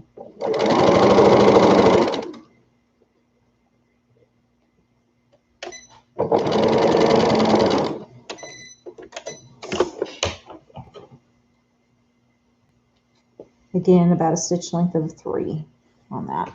Okay, so when I started, and I was messing with that with one hand, I was trying to catch this overlap with that. For some reason, my camera is not focusing, and it caught one stitch and then it pushed it. So I've just got to re-sew that back down. But you'll notice I now have about 1.5 fingers or so width to do my elastic casing. So I stopped there and I started over here. I'll show you what we're going to do there in a second.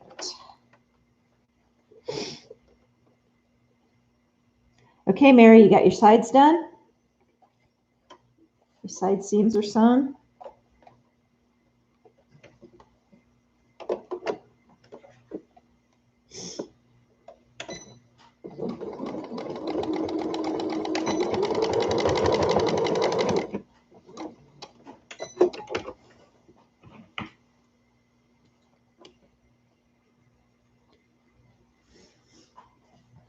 Okay, now this next part, Mary, you can do it 2 different ways.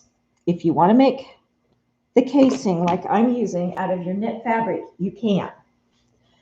Or you can just turn it and make a casing on its own.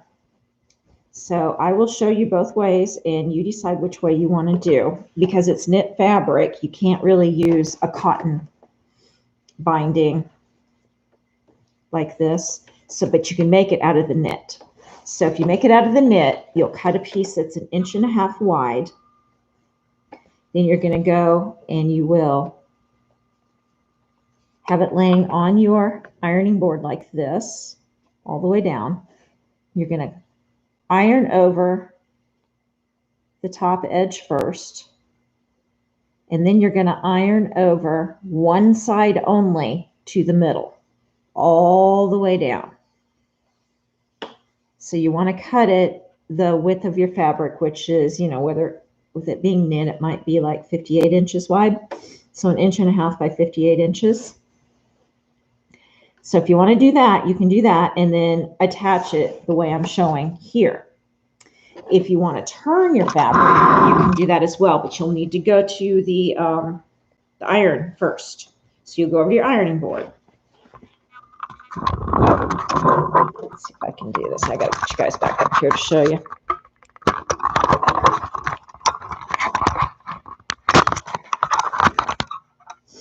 Okay, so you would go to your ironing board.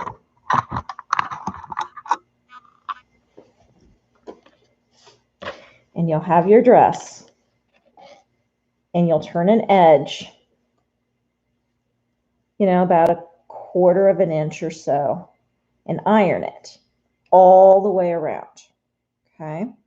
And then when you go to the sewing machine, you're going to turn it down. And you can do this again at the iron if you want. and go down about, because you're going to use 1/4 inch, so that's probably about 3/8 to 1/2 inch. Probably about a 1/2 inch would be good.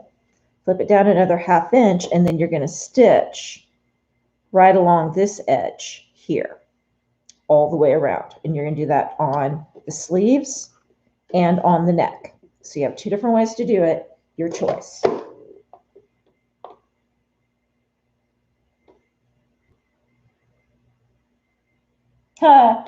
Lily, let me know when she comes back and I'll show her how to do this again. So you guys have learned how to do that. Hey, Diane.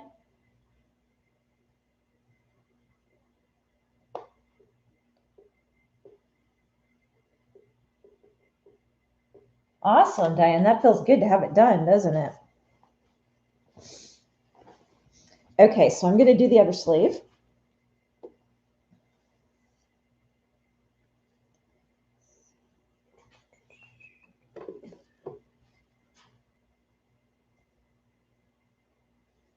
And I got to go iron one end here because my end is not right. It's on the wrong end.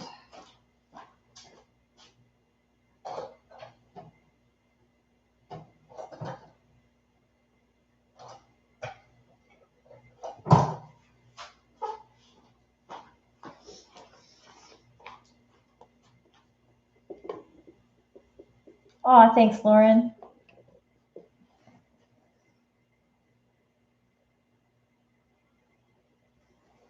Okay, so I'm going to do the same thing on this side. Give you guys a different view here.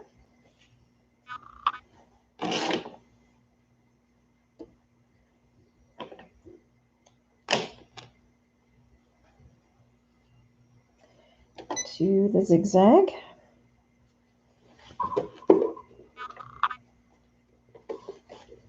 And again, we're going to go forward and back. Tack it down.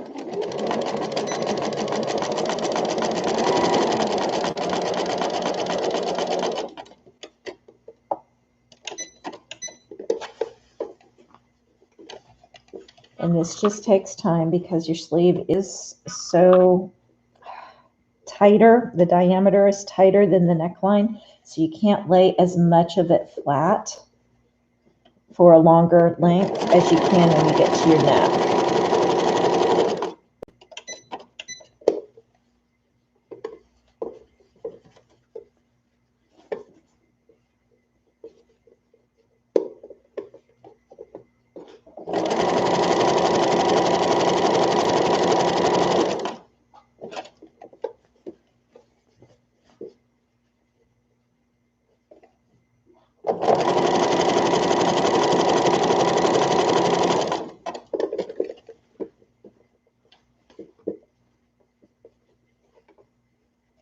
And again, I'm coming around to that side where I'm going to sew past where I started.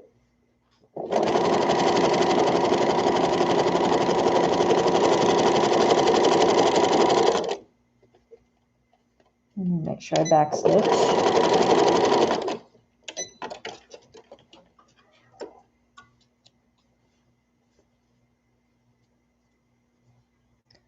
My ends. And then snip off.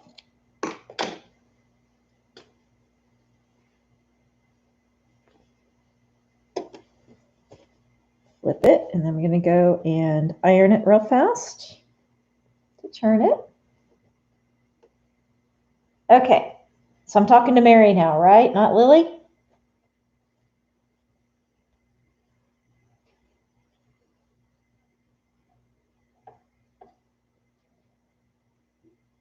Mary, that's you saying both sides are sewn? Because then I'll show you this again if it's Mary.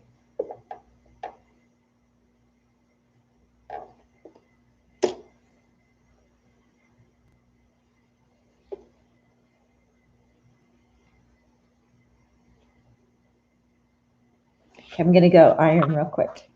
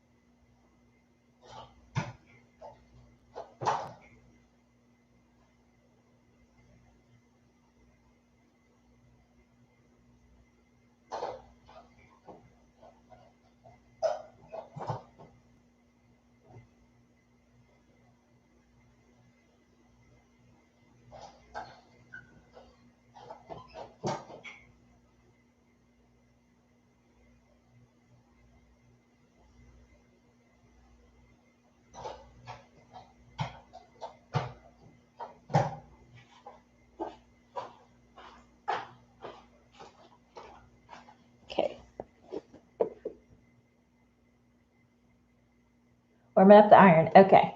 So Mary, are you watching? And I'll show you your two different ways to do the casings or the elastic, and then you choose.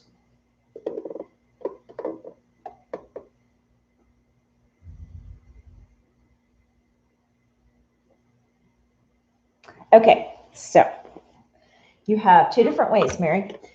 With the knit, you would have to, if you're going to do the casing like I'm doing, you'll have to cut the casing out of the knit. You can't do it out of seam binding that you buy because it doesn't stretch, and the knit has to stretch. So if you're going to do it out of the knit, you cut 1.5 inches wide by the width of your fabric, and the knit is probably about 58 inches usually, but if it's shorter, no big deal. I'm just assuming. So then if you do that, then you'll take it over to the iron when you're done, and it'll be flat like this. And the first thing you're going to do is turn your short side over and iron it, about 1/4 inch or so. All we're doing is we're finishing that edge so that when we sew it in there, it looks really nice. Then you're going to take and lay this flat and turn only one side. And it's going to be the same side that you turn this back to the middle. And iron that and make sure it's good and creased. So take your time to iron it good and hard. Do not do the other side because this side we're going to sew against the fabric. So this is one way you can do it. Another way you can do it, and you can do this on the cotton fabric if you choose. Take your dress over, lay it flat, and you're going to have to do this for the neck and the two arms to get the casings. You're going to turn your edge about 1/4 inch over all the way around, and iron as you go. So you turn it, iron, keep going. And you can kind of just eyeball it and iron all the way around, neck and the sleeves. Then go back and just remember, if you need to take your elastic with you to the ironing board, if you don't really want to measure, then you turn it about another 1/2 inch or so, and then you can just kind of take your elastic and make sure it fits. Let's see if I can get this where you can see. So I turned it. So here's where you would stitch, is right here. Does my elastic fit? Yep. And you want to have room too for it to move. So then you can just kind of do that all the way around and iron it again. And then when you come back, you're just going to stitch because you've already creased it. So you just take your time and just stitch all the way around on the arms and the neck.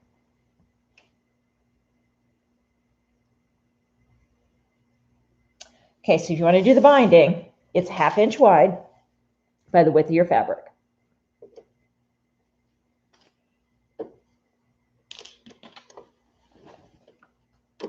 Okay, so I'm going to sew this arm.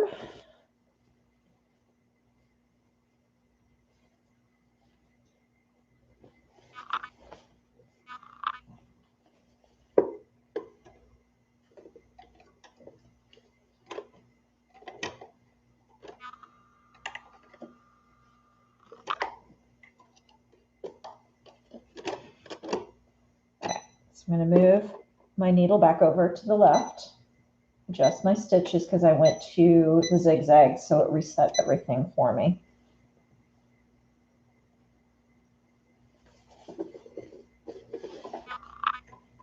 And just like before, I'm going to start, I always test where my needle is going to hit before I get going. Make sure I'm out where I need it to be. And I'm just going to make sure I don't make the same mistake I just made. And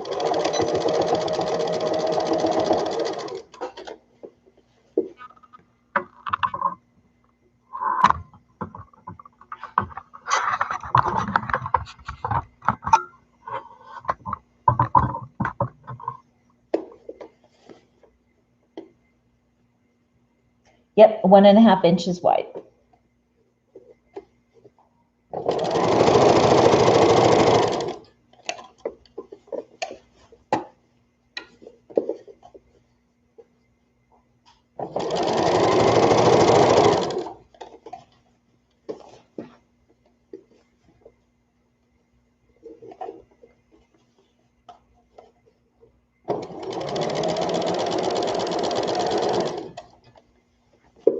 Okay, so I started here, so I'm going to stop about there.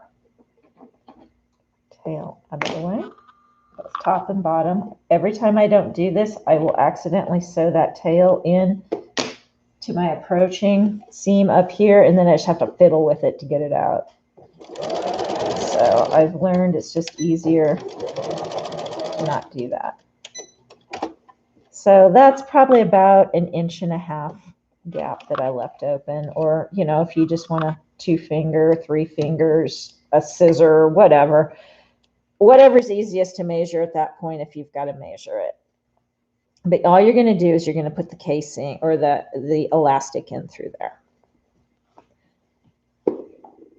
Oh, thanks, Lauren. Yeah, she's been with me. I've had this girl for about 20 years, Lauren. She's my embroidery and sewing combo machine. So I love this girl. Love her. She's been my rock. Now Lauren's going, no wonder you wanted me to get the Janome. And those of you that have come in since we mentioned it, Lauren has a brand new Janome. She just got it last week, I think.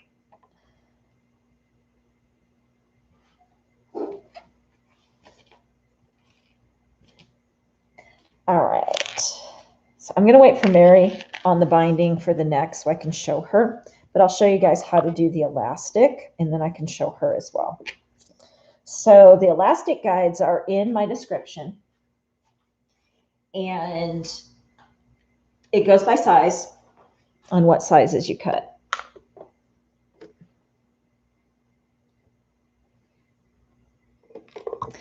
So you'll want to get your elastic and some safety pins and put a safety pin at the end because we're going to take it through. And I always do it where I loop it through like that.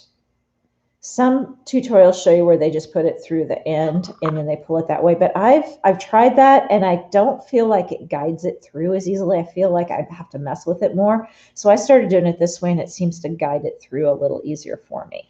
Then you're going to also want a pin, a straight pin. Because once you get it through and get it going, you're going to want to pin it so that it doesn't disappear.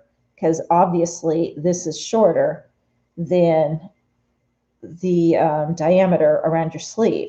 So you've got to catch it before it goes through, or you're just going to have to pull it back through and start it all over again.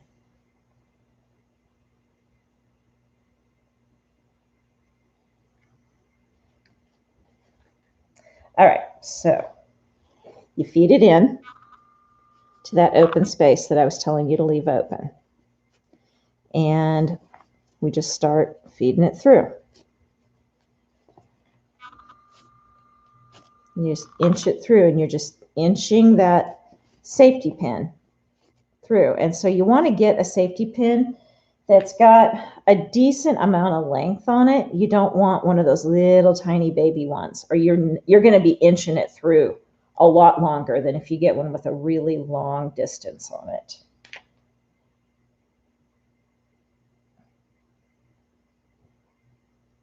Oh, thanks for joining us, Kay. You have a good evening. I know you got to get up and go to work in the morning. Thank you. Happy Mother's Day again, girl.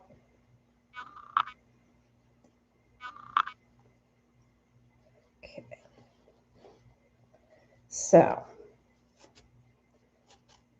I've got my end right there now. I'm going to pin it.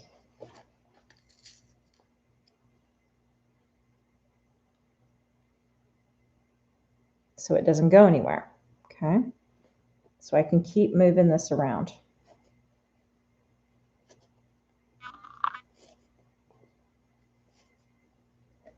Until I get to my open end again. So you get your opening. Careful you don't stick yourself when you come around to that pin.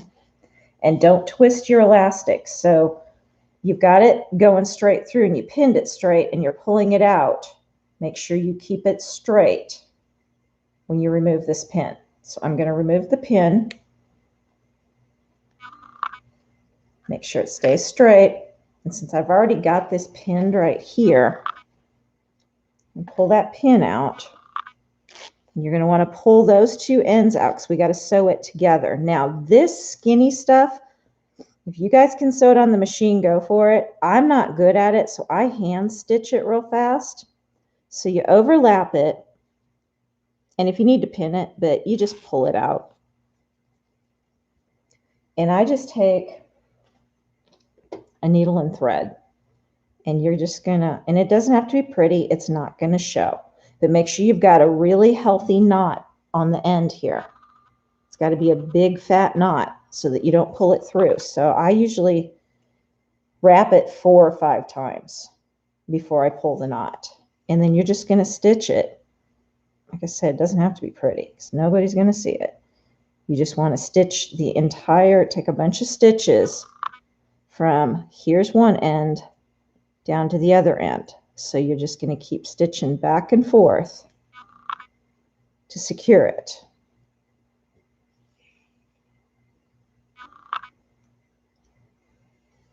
And if you can do it on your machine, just do a zigzag, but you got to, you know, make sure you go back and forth a few times so that it'll stay put.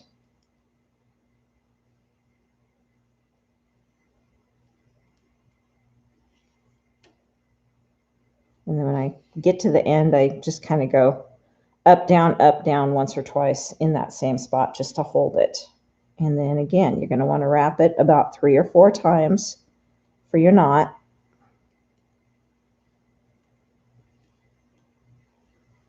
And my thread is way longer than I need. So work with short pieces of thread or you're going to end up with knots in your thread when you go to do this.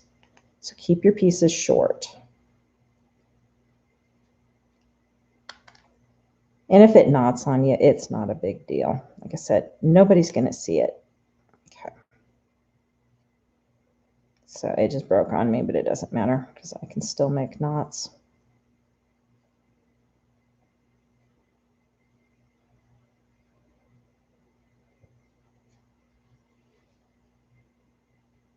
Just trying to get all those knots I had put in it out since it broke on me.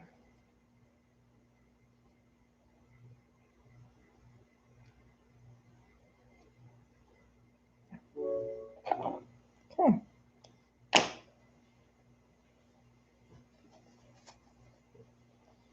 Hey, Faye. Hey, happy Mother's Day. Okay, so then when you get that completely sewn together, just pull it back in. And then you're going to go back over and you're going to sew that casing shut on your machine. So I'll show you how to do that.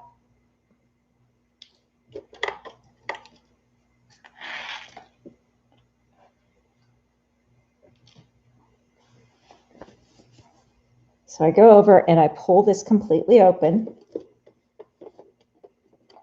And you're just going to hold it because that elastic's going to want to go back together. And you got to start where you stopped. So just place your needle into the seam where you stopped, and it doesn't have to be right exactly where you stopped. You can just, wherever you see that you've got stitching, back and forth.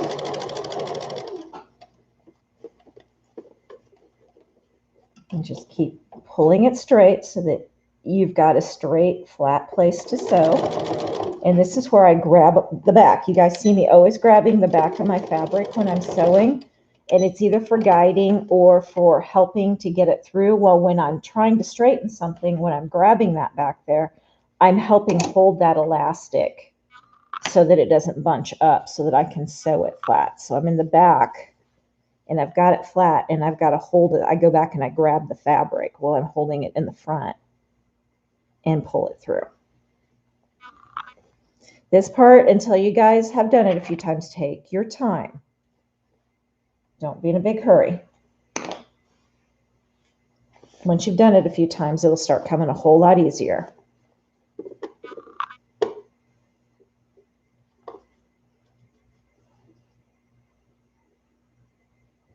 Yeah, I agree, Shayna. It is a great turnout tonight. I'm really excited that I have this many people.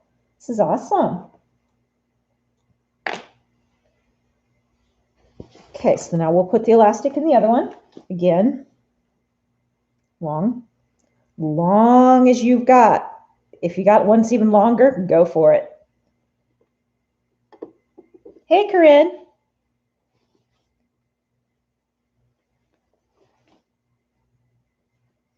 And we just put the pin in there and just start inching it down through the casing.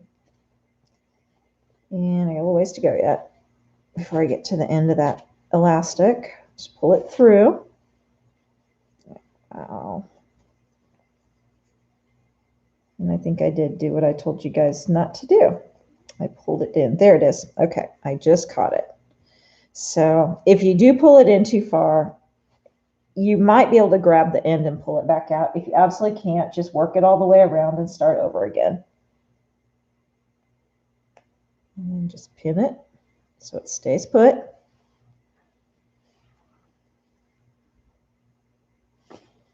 And then go back and find your pin, your safety pin that you're pushing through the casing, and just keep pushing it through.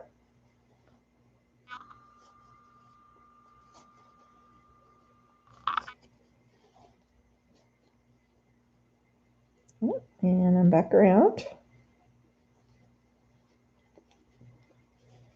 Again, don't twist your elastic when you come out. Keep it nice and flat. I'm going to put a knot in this.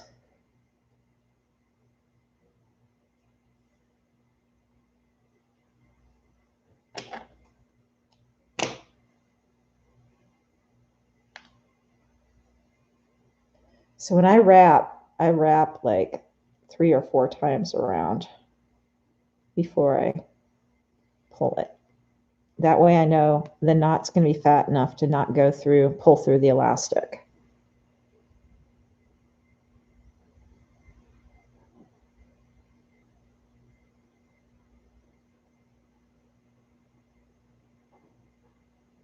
Oh, yeah, Zoa, let me know how those work for you. I've been thinking about getting some as well.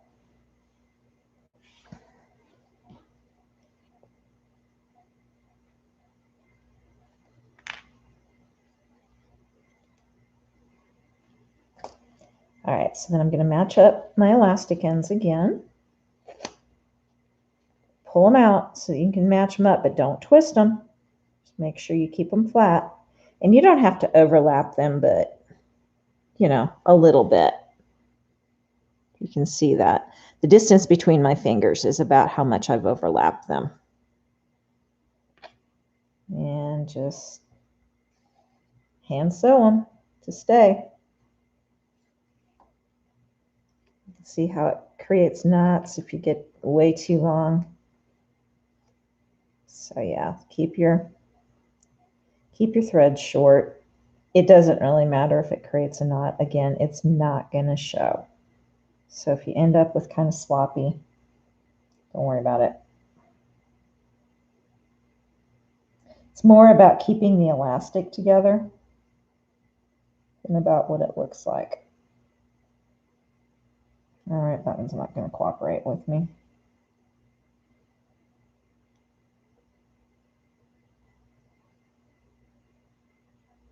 I can just lay it down. You'll just learn to catch these things and pull them down.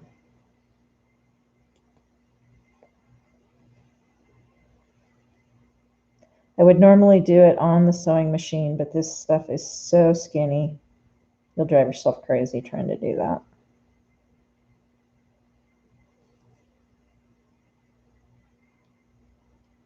Once you know it's not going to move, then just end it off.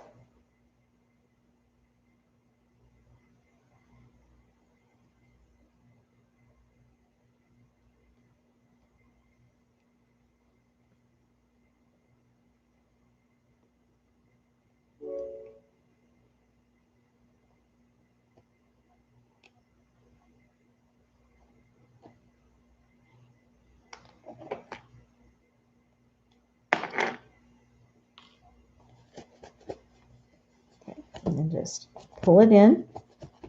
What you do is just straighten it through there. Okay, and then we're going to go and close it up.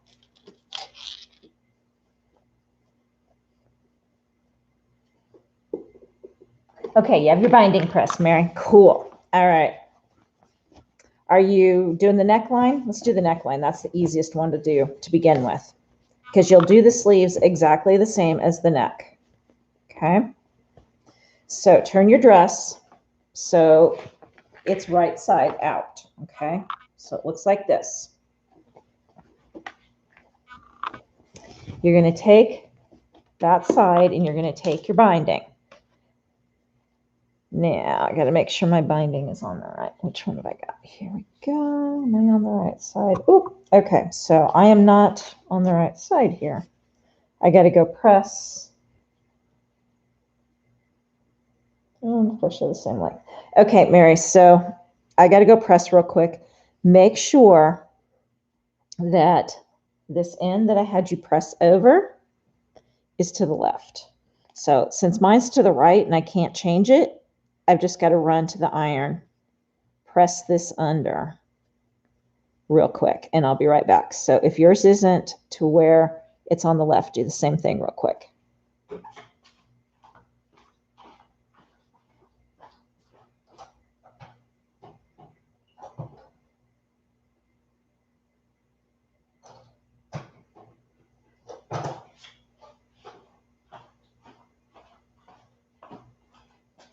Okay, so now I've got it so it's on the left.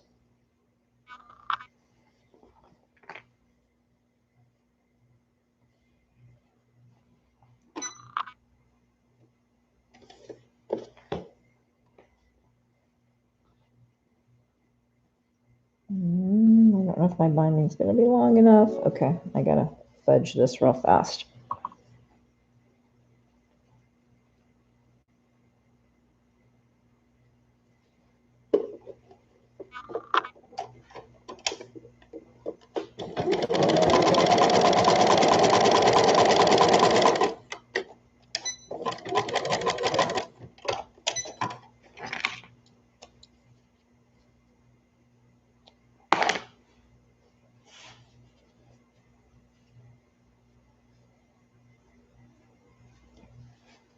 Now we're good.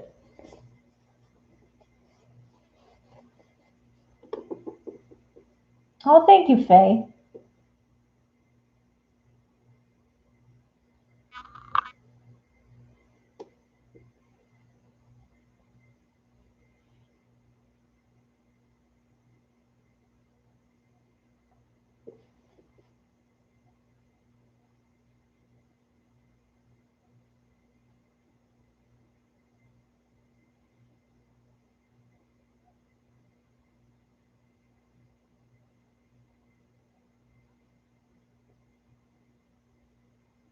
Yeah, we're going to start at the seam. Okay, so I usually just start, doesn't matter which one, just grab one of them and just zigzag it on. Or if you've got your overlock stitch that you've been using down the side, use that. So I'm just going to zigzag because I turned my serger off and put it away. So you match your right sides together, just like if you're going to sew the two side seams together or whatever. We're going to go all the way around, but you're starting. See how that's that folded edge right there? So you're going to start with that folded edge because that's going to be the top and it's going to be a finished off edge on the inside. So we will start there. And you're going to sew it all the way around on, and then you're going to sew past that point about an inch before we cut it off. But if you want to go past that point and then come back, I'll show you if you're not quite sure. But sew past this all the way around, past that start an inch.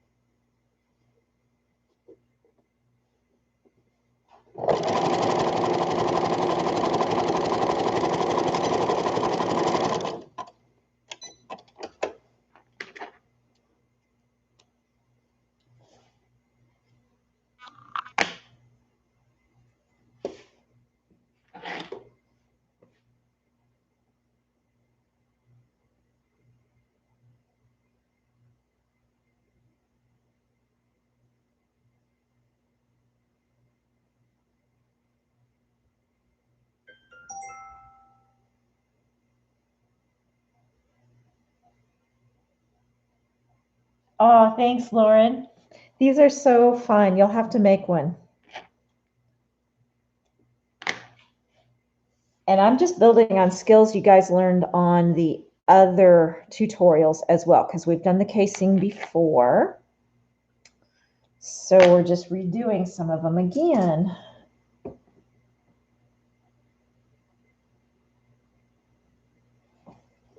All right, while I'm waiting on her, I'm going to sew this other one closed.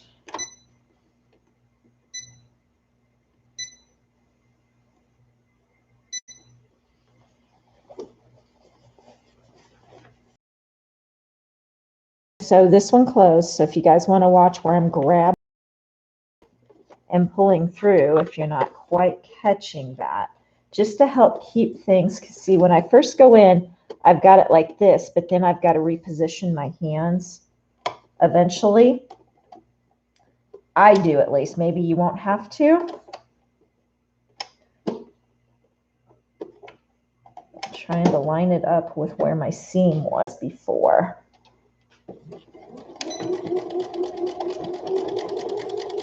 Okay, so this is where I have to reposition to be able to finish that. So I'm going to pull it out and I'm going to grab in the back and pull it so that the elastic is flat. It's not pulling everything like we want it in the finish. And then all I have to do is just stitch it done. Back and front, and I'm done.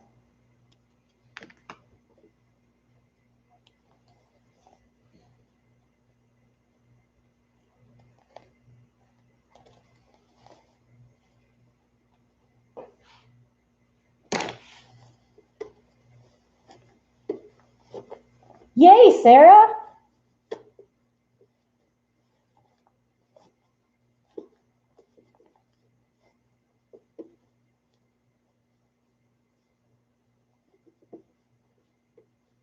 Yeah, I need to learn how to do that double screen, Shayna. I've actually found, I don't know if I can do it with my computer. Well, if I have my phone though, I can do it, but I found a really old webcam that I used to have way back in the day. And I was like, wow, maybe that one will still work if I was going to do the double. But then I realized too, I've got my phone and I can use my phone to do part of it as well, because that would probably be better on some of these tutorials if I can do that instead. Yes, Zoe. Okay, so the quilt along, guys. I've been running around in my brain, and I think I'm going to try for this Friday night to do the first one. Now, that doesn't mean it's going to stay on Friday nights. I'm just trying to get through me traveling, and I'm done traveling at the end of May. So I think this Friday night should work to do the first quilt along. I'm glad you brought that up, Zoe, because I was going to tell you guys that. And so I'm going to put up the materials list this week for you guys. We'll probably spend the very first time working on cutting. Somebody had said they were having a little hard time cutting. And so I think we'll spend time going over that. And if we have any time, then we can start some of the sewing as well. And then you guys will kind of be able to work on your own until we do it again. And I probably will have to let you know next Friday when the next one will be, whether we'll do it weekly or bi-weekly. It's just until I get done traveling. And then after that, I'm going to have a lot more time during the week.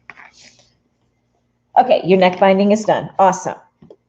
So you sewed past like that about an inch, right? So here is on the bottom, you had the part that we turned, and then you sewed past that, tacking it down about an inch or so. Okay. So then I go ahead and I just cut it off right where I stopped sewing. Because when we turn it, Mary, the finished part is on top and the part you cut is underneath. And so it just gives it a real nice finish on the outside. And I'll show you what it looks like on this sleeve. And see how it's a real nice finish right there. Here it's still kind of open. It doesn't matter, but it's finished. Okay, so now we want to go back to the iron, and you're going to iron it flat so that when you come back, we'll turn it like that. Okay, so just go iron it completely flat. Turn your seam down or up, one way or the other. It doesn't matter. Just choose a way, because it's all going to be underneath. It doesn't matter. Just iron it flat, and then it'll help you turn it. Yeah, and that's what I was thinking too, Zoe. I think it would be a lot easier with that double camera. I've got to work on that myself.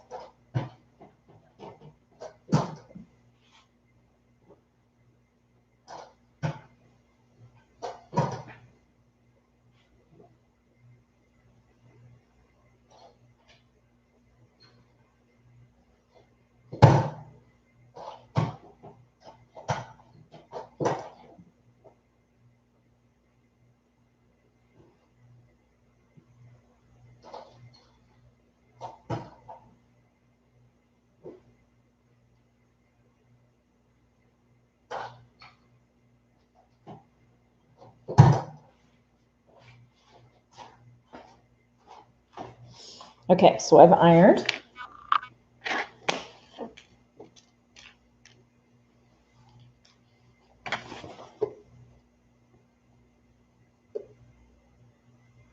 Oh, cool, Leslie. My kids just looked at me and went, "When's lunch? When's dinner?" You know, the typical fur baby. Pet me, love me, take me outside, clean my litter box.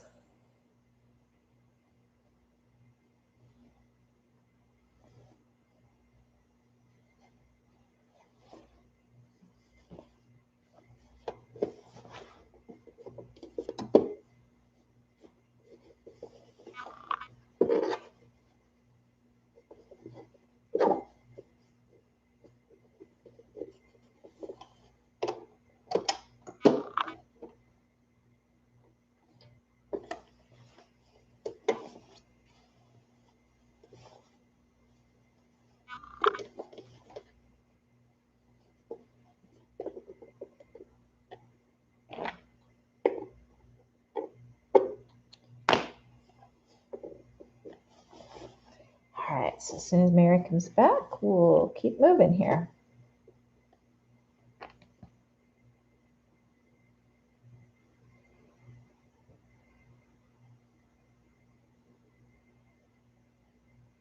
Oh, that's awesome, Angela. That is a gift. You get to spend time with him.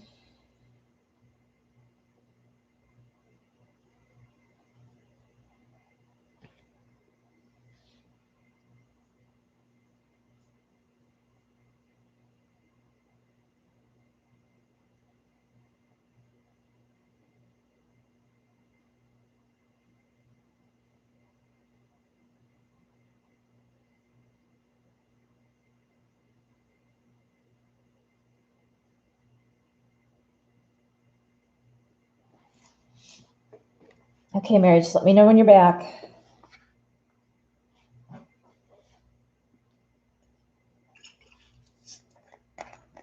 We're in the home stretch here, guys.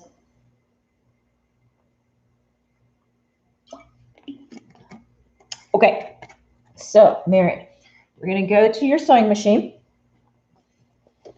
And I'll pull this now so you can see it a little closer.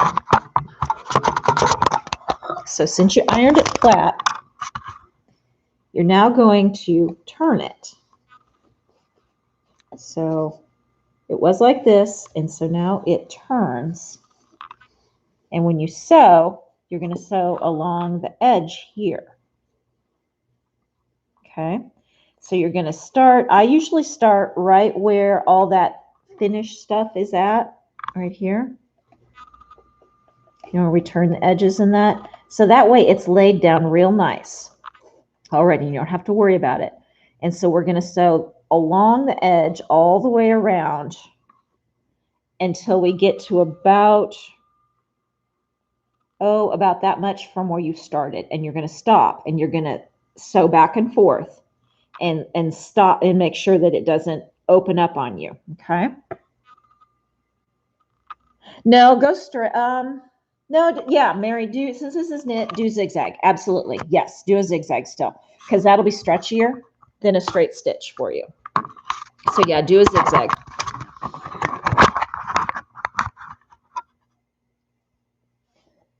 But make sure you do not sew it completely shut. Make sure you leave an inch open. So you're going to sew all the way around to within an inch of where you started, okay?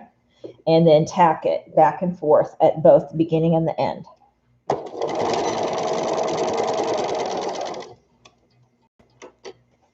And just take your time, lay it flat. Since you pressed it open, it'll make it turn over very easily. Oop, and I got stuck on that where I had to piece it together.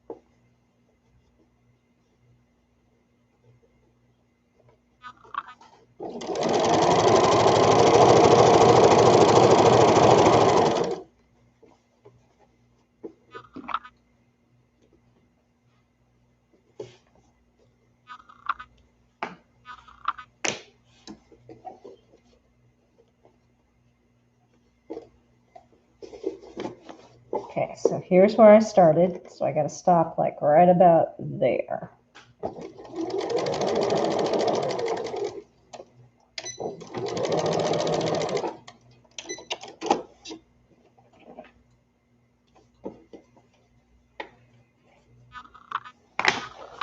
All right.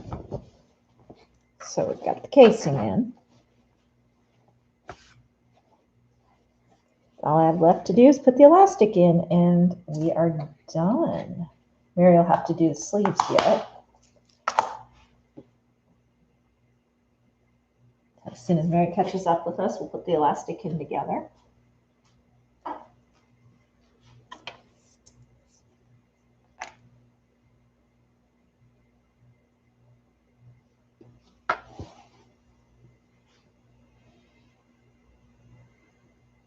Aw, thanks, Stacy. Yeah, please hit the like button, guys.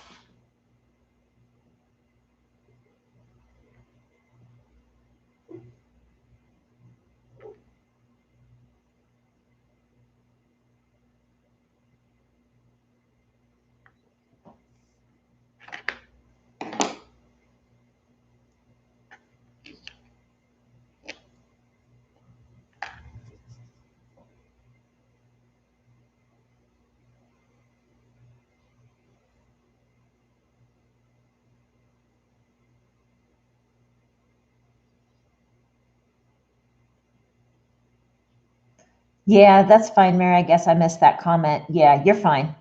You're fine.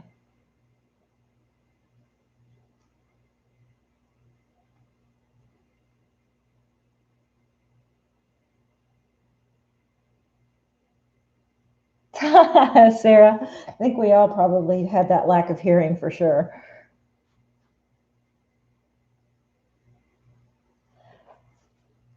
See if I can show you. Here, I gotta move this away. All I have left to do is put the elastic in the sleeves.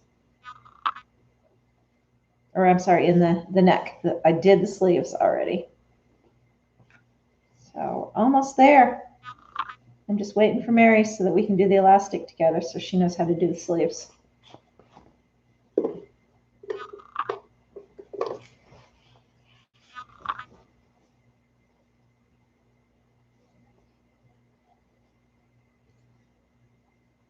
Oh, thanks, Christine. Oh, thanks, Corinne. Andy. Oh, Stacy, thanks. Lauren, thanks. It'll be a nice little cute summer dress.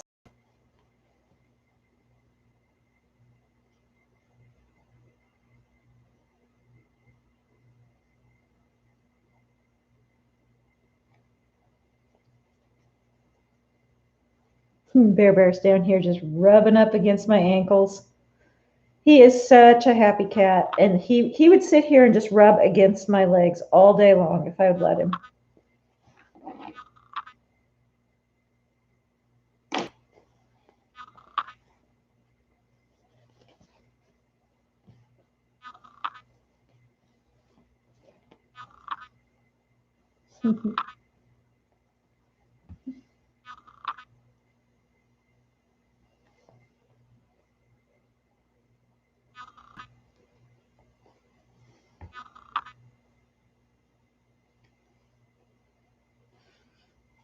You know, this could be another dress too, guys. If you want to do it out of knit, remember we were talking about doing t-shirts, taking t-shirts.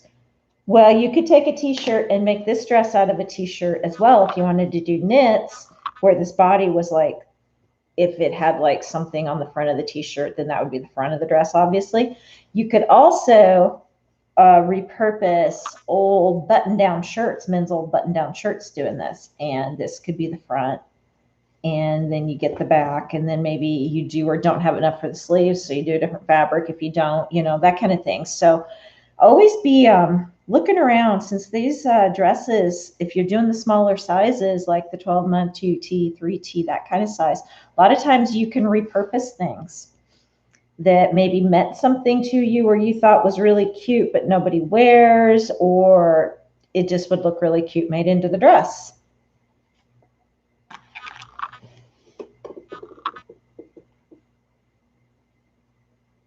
Absolutely. Yes, Angela, definitely. Good idea. Real good idea. See, you guys are thinking outside the box. I love it. That's what I'm trying to teach you to do.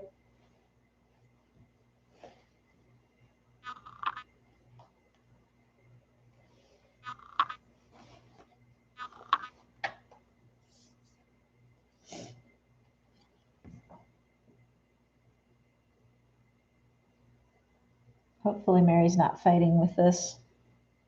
Hope it's going okay for her.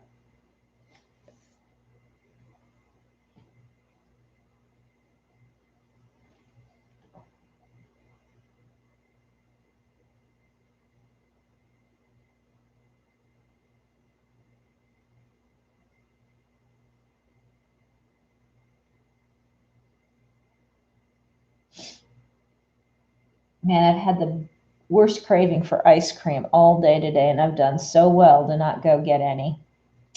Okay, elastic time. There you are, Mary. Okay, so did you cut your elastic already, according to the guide that was in the description, Mary? If not, go ahead and grab that size real quick.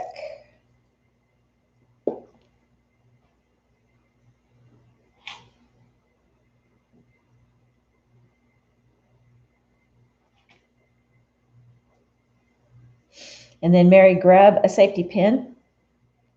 I don't know if you saw the size I was using. Nothing smaller than, you know, something around this size.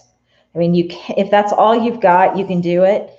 It's just takes a long time if you use a small safety pin.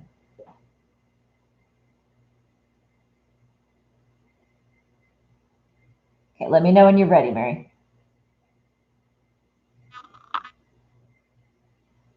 Thanks, Sandy. I don't have ice cream in the house on purpose.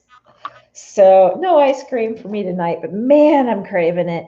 I've been wanting like an ice cream bar or something like that, or those ice cream cones that have the chocolate and the nuts on the top. Oh my goodness. Those are so good.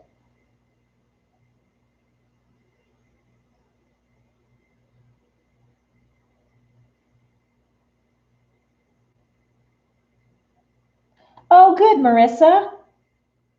Yeah, this would be a good one for her.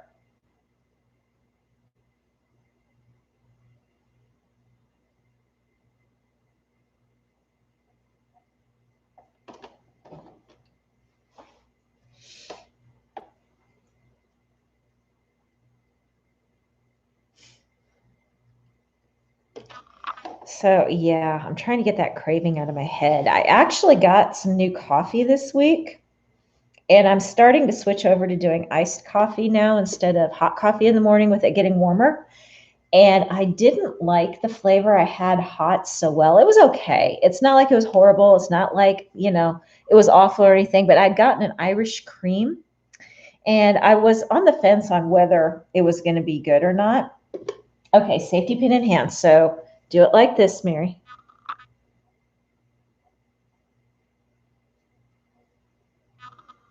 There.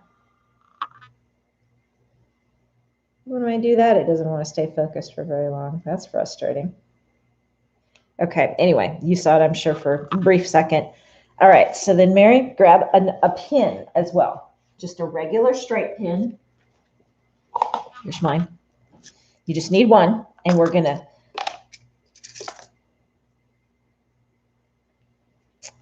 Anyway, the Irish cream, I made it cold today. Oh, it was so good. Oh, so good. So some coffee flavors, I think, for me are just going to be better cold. And I'm gonna start rethinking some of these flavors that I was like, yeah, it was okay, but I don't know. And then I'm gonna be like, maybe it'd be really good cold because, oh yeah, I was loving every second of it.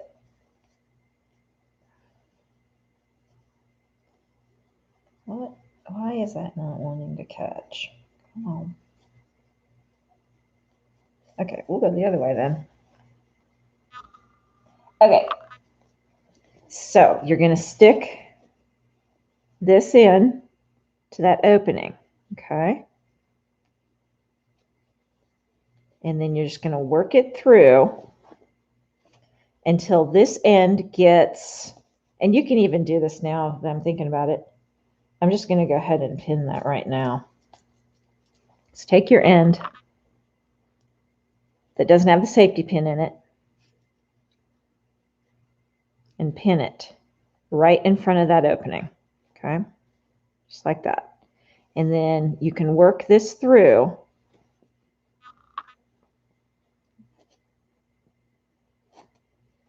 the whole safety pin through and make sure you don't twist.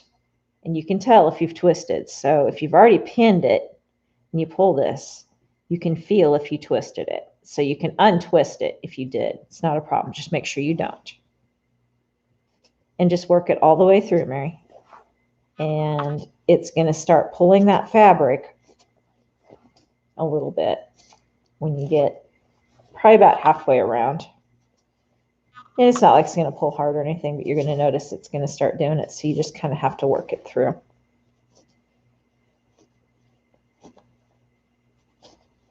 See, it's starting to pull now. So I just got to get that gathering out of my hand.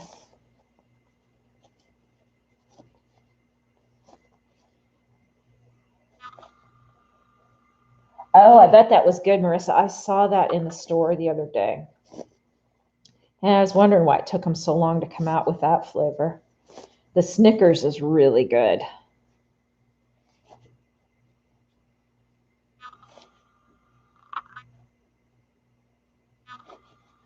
Oh, don't rewatch, Sarah. I never rewatch mine because I would think the same thing about mine.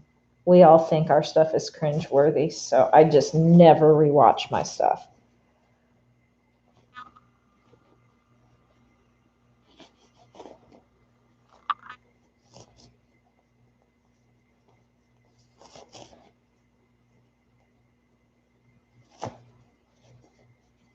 Okay, so when you get back around to the end here, just be careful you don't stick yourself with that pin, Mary.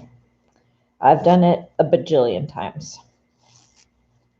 And I know I've given this tip, but in case some of you guys weren't on there, if you do accidentally poke yourself and you bleed on the fabric, instantly put some of your saliva on there, on that fabric with that blood on it, and instantly keep putting saliva on there for a little bit. And then when you go and wash it right afterwards, after you finish doing what you're doing, it'll come right out because your saliva will take your own blood out. It breaks it down. I did not know that. I read that about a year and a half ago somewhere, and I tried it. It works, guys. It totally works. And so I was able to, if I did it right away, and then I went and I cleaned that part of the fabric. It was something for me anyway, so it didn't really matter. But I wanted to test it. And so I just cleaned that little tiny bit part of the fabric with just some Dawn dishwashing soap or something and washed it in my, just that little bit, and washed it in the water, came right out.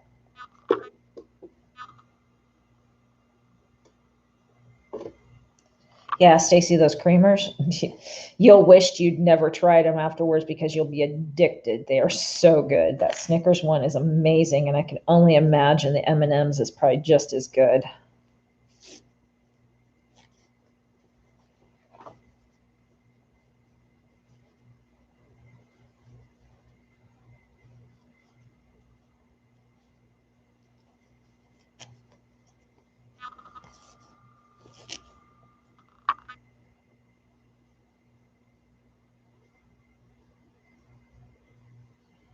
Okay, Mary, when you're all the way around, let me know.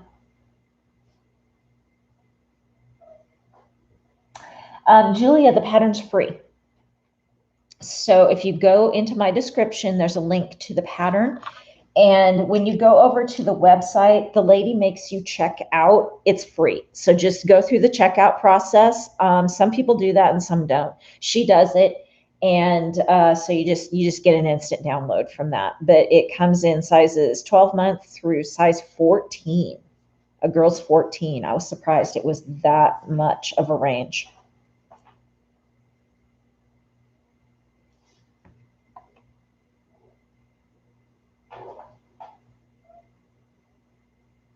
Oh, I bet that's good, Sarah. Yeah, that would be really good. I quit having a Sam's Club membership for a reason, because every time I went, and it's just me, I would spend probably 150 bucks every single time. And I'd be like, I'm just going for one item. And I'd walk out with $150 worth of stuff. And then, then you have to share it with everybody because it's like buy in bulk. And I'm like, oh, I got to quit doing this. Okay, Mary, when you get around, let me know.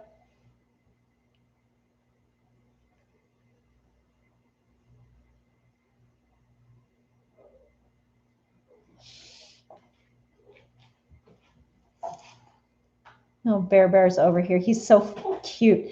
He talks. And if any of you have never been around a cat that talks, it is the sweetest little sound. He walks around and chirps. And it's literally just this little,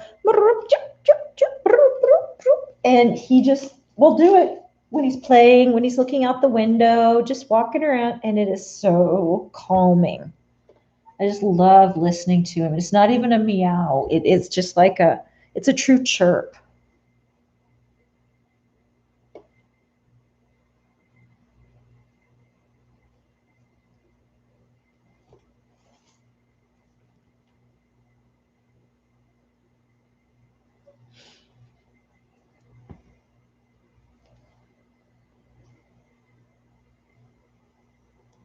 All right, I'm going to go ahead and sew this shut while I'm waiting on Mary.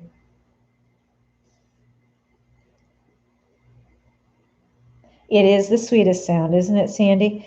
I wished all cats did it. I've only had one other, and she would only chirp when she played. And so if I ever heard her, I knew she was playing, and I would love to watch her because she was such a petite little cat. And when she would play with something, she would kind of throw it up in the air and stand up, and she looked like she was dancing. And so I always called her my little tiny dancer. And it was so cute to watch her.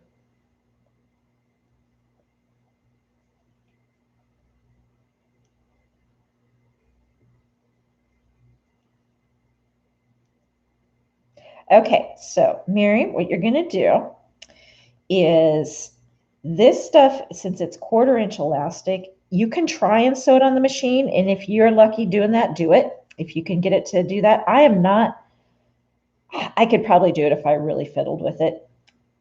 I do it by hand. And so overlap it, and then I just get thread and a needle and do it. But if you can do it on the machine, go for it and just zigzag it shut, and make sure that you tack forward and back so that it'll stay. But if you're going to hand sew it, it doesn't have to be pretty. It's not going to show. Just make sure you overlap it about 1/4 or 1/2 inch or so, and then just tack it together. I sew up and down, just little stitches here and there. And so if you do tack it by hand, make sure you knot the end at least 3 or 4 times, both at the beginning and the end, and then it won't pull through the elastic. So let me know when you're done with that. You may be able to do it on the machine. I probably could. I just didn't want to try and do it on camera because it would probably be fiddly looking.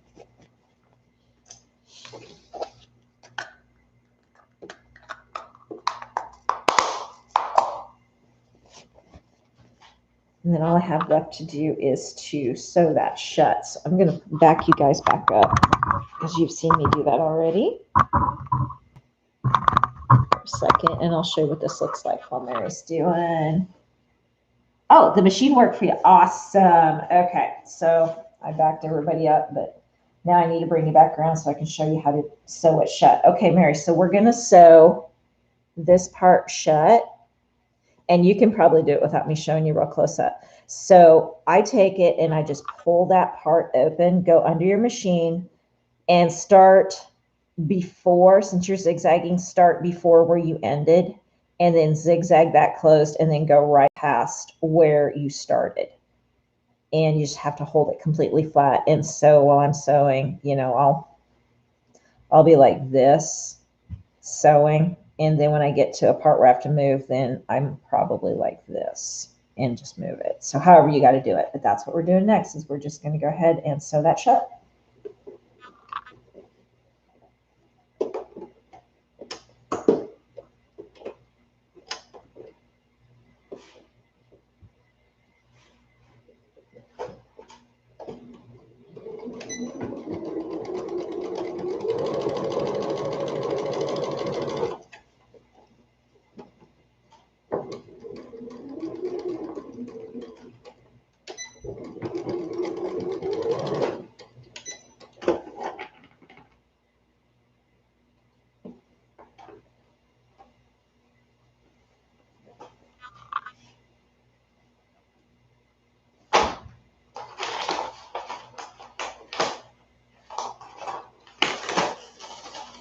Getting into, oh, buddy, no, don't do that, sweet boy.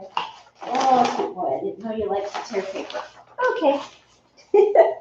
We can't leave the pattern on the floor. The kitty likes to tear paper. I just found that out. He gets on top of it and just starts ripping it. Okay. So I'll move you guys back up so you can see a little better now. And Mary, I'm a little further than you, so I'm just going to show everybody. There's the finished product. So it's got the nice elastic top and sleeves. Okay, so when you're done doing that, Mary, let me know. And you can kind of see the casing on the inside, how nice it finishes everything off. I just love doing the casings. I think they just look so professional done.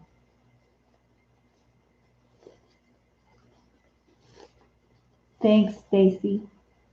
Thanks, Bia. Okay, so Mary, you're going to do that exact same thing for the 2 sleeves, okay? And You just do the casing the exact same way we did at the neck, okay? And then for your hem, what I did was, you'll just want to zigzag all the way around and then go back and you just turn it, okay? And it's just the width of your zigzag, and turn and you sew it. Yeah, and that's okay, Mary. I know we're running a little late, so I just wanted to show you how to do the casing on the neck because it was the easiest. The sleeves can take a little bit longer because you've got, you know, you're dealing with a little less real estate there. So anyway, so there you go, guys.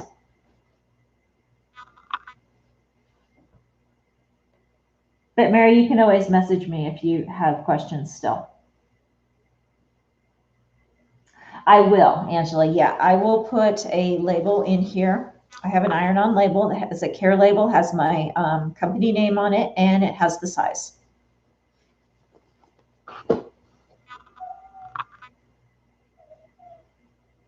Yeah, I get it, Mary. Nope. I wanted to get you through the easiest part on this part so that you know what you're doing. So yeah, you'll be good to finish everything else up. You'll make it. Did anybody else have any other questions that I didn't cover? Did we get it taken care of? Did I miss something?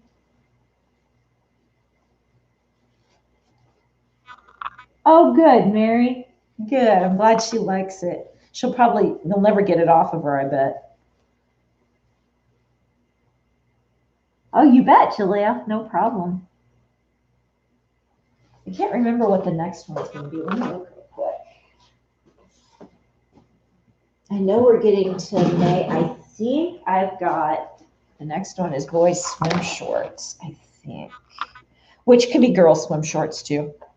Yep, I've got a boys swim short, but yeah, it can be a girls as well. So that'll be on the 23rd. Tomorrow night, Amber is doing a nursing cover, so she'll have the sew along tomorrow night. And I think she's at 8:30 Mountain Time. Awesome, Mary. Leslie, you can do this. You can easily do this. This pattern is super easy, guys. Don't let it intimidate you at all. It's just take it slow and take your time. If you're having issues with it, just take your time. Absolutely, please. If you haven't hit the like button, please do. That helps me get found out there so more people can see how to do this. And I think I twisted my elastic. I keep going back to this one spot and it feels like it's twisted. Oh, well. It's in the neck. It's really not going to matter. So. Awesome. Well, Mary, you did really good. You had all of those first times going. That's awesome. All right, I'm going to bring you guys back up so I'm not staring at. You're seeing just my neck. And you're still just seeing my neck. What the heck did I do wrong?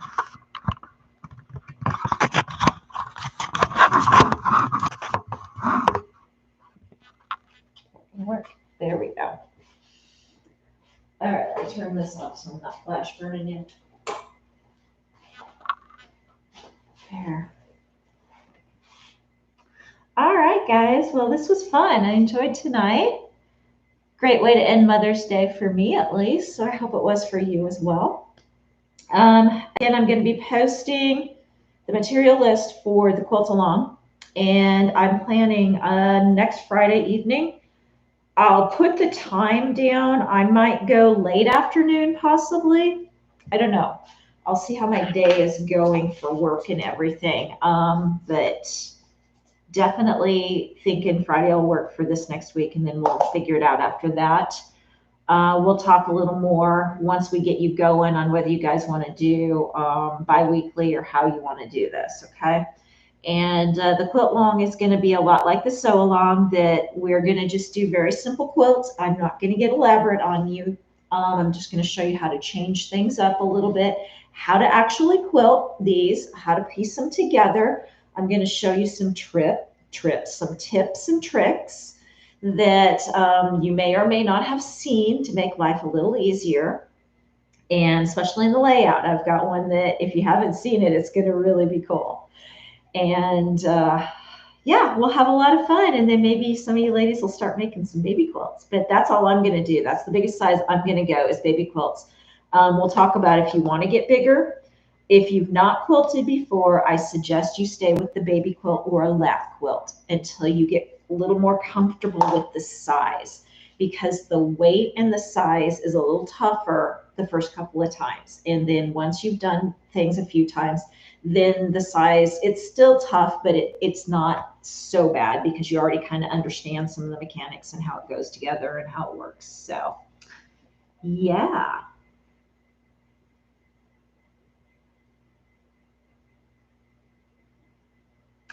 Thanks, Stacy. I really appreciate that. Thanks, Sam. So I will be seeing you guys then Friday. So we'll be doing possibly 2 a week here pretty soon. But I got to get off the road first because that sucks up 3 nights out of every week for me. So yeah. So everybody, thank you for joining me tonight, and I hope you have a wonderful week, and I will be talking to you all real soon. Thanks, guys. We'll see ya.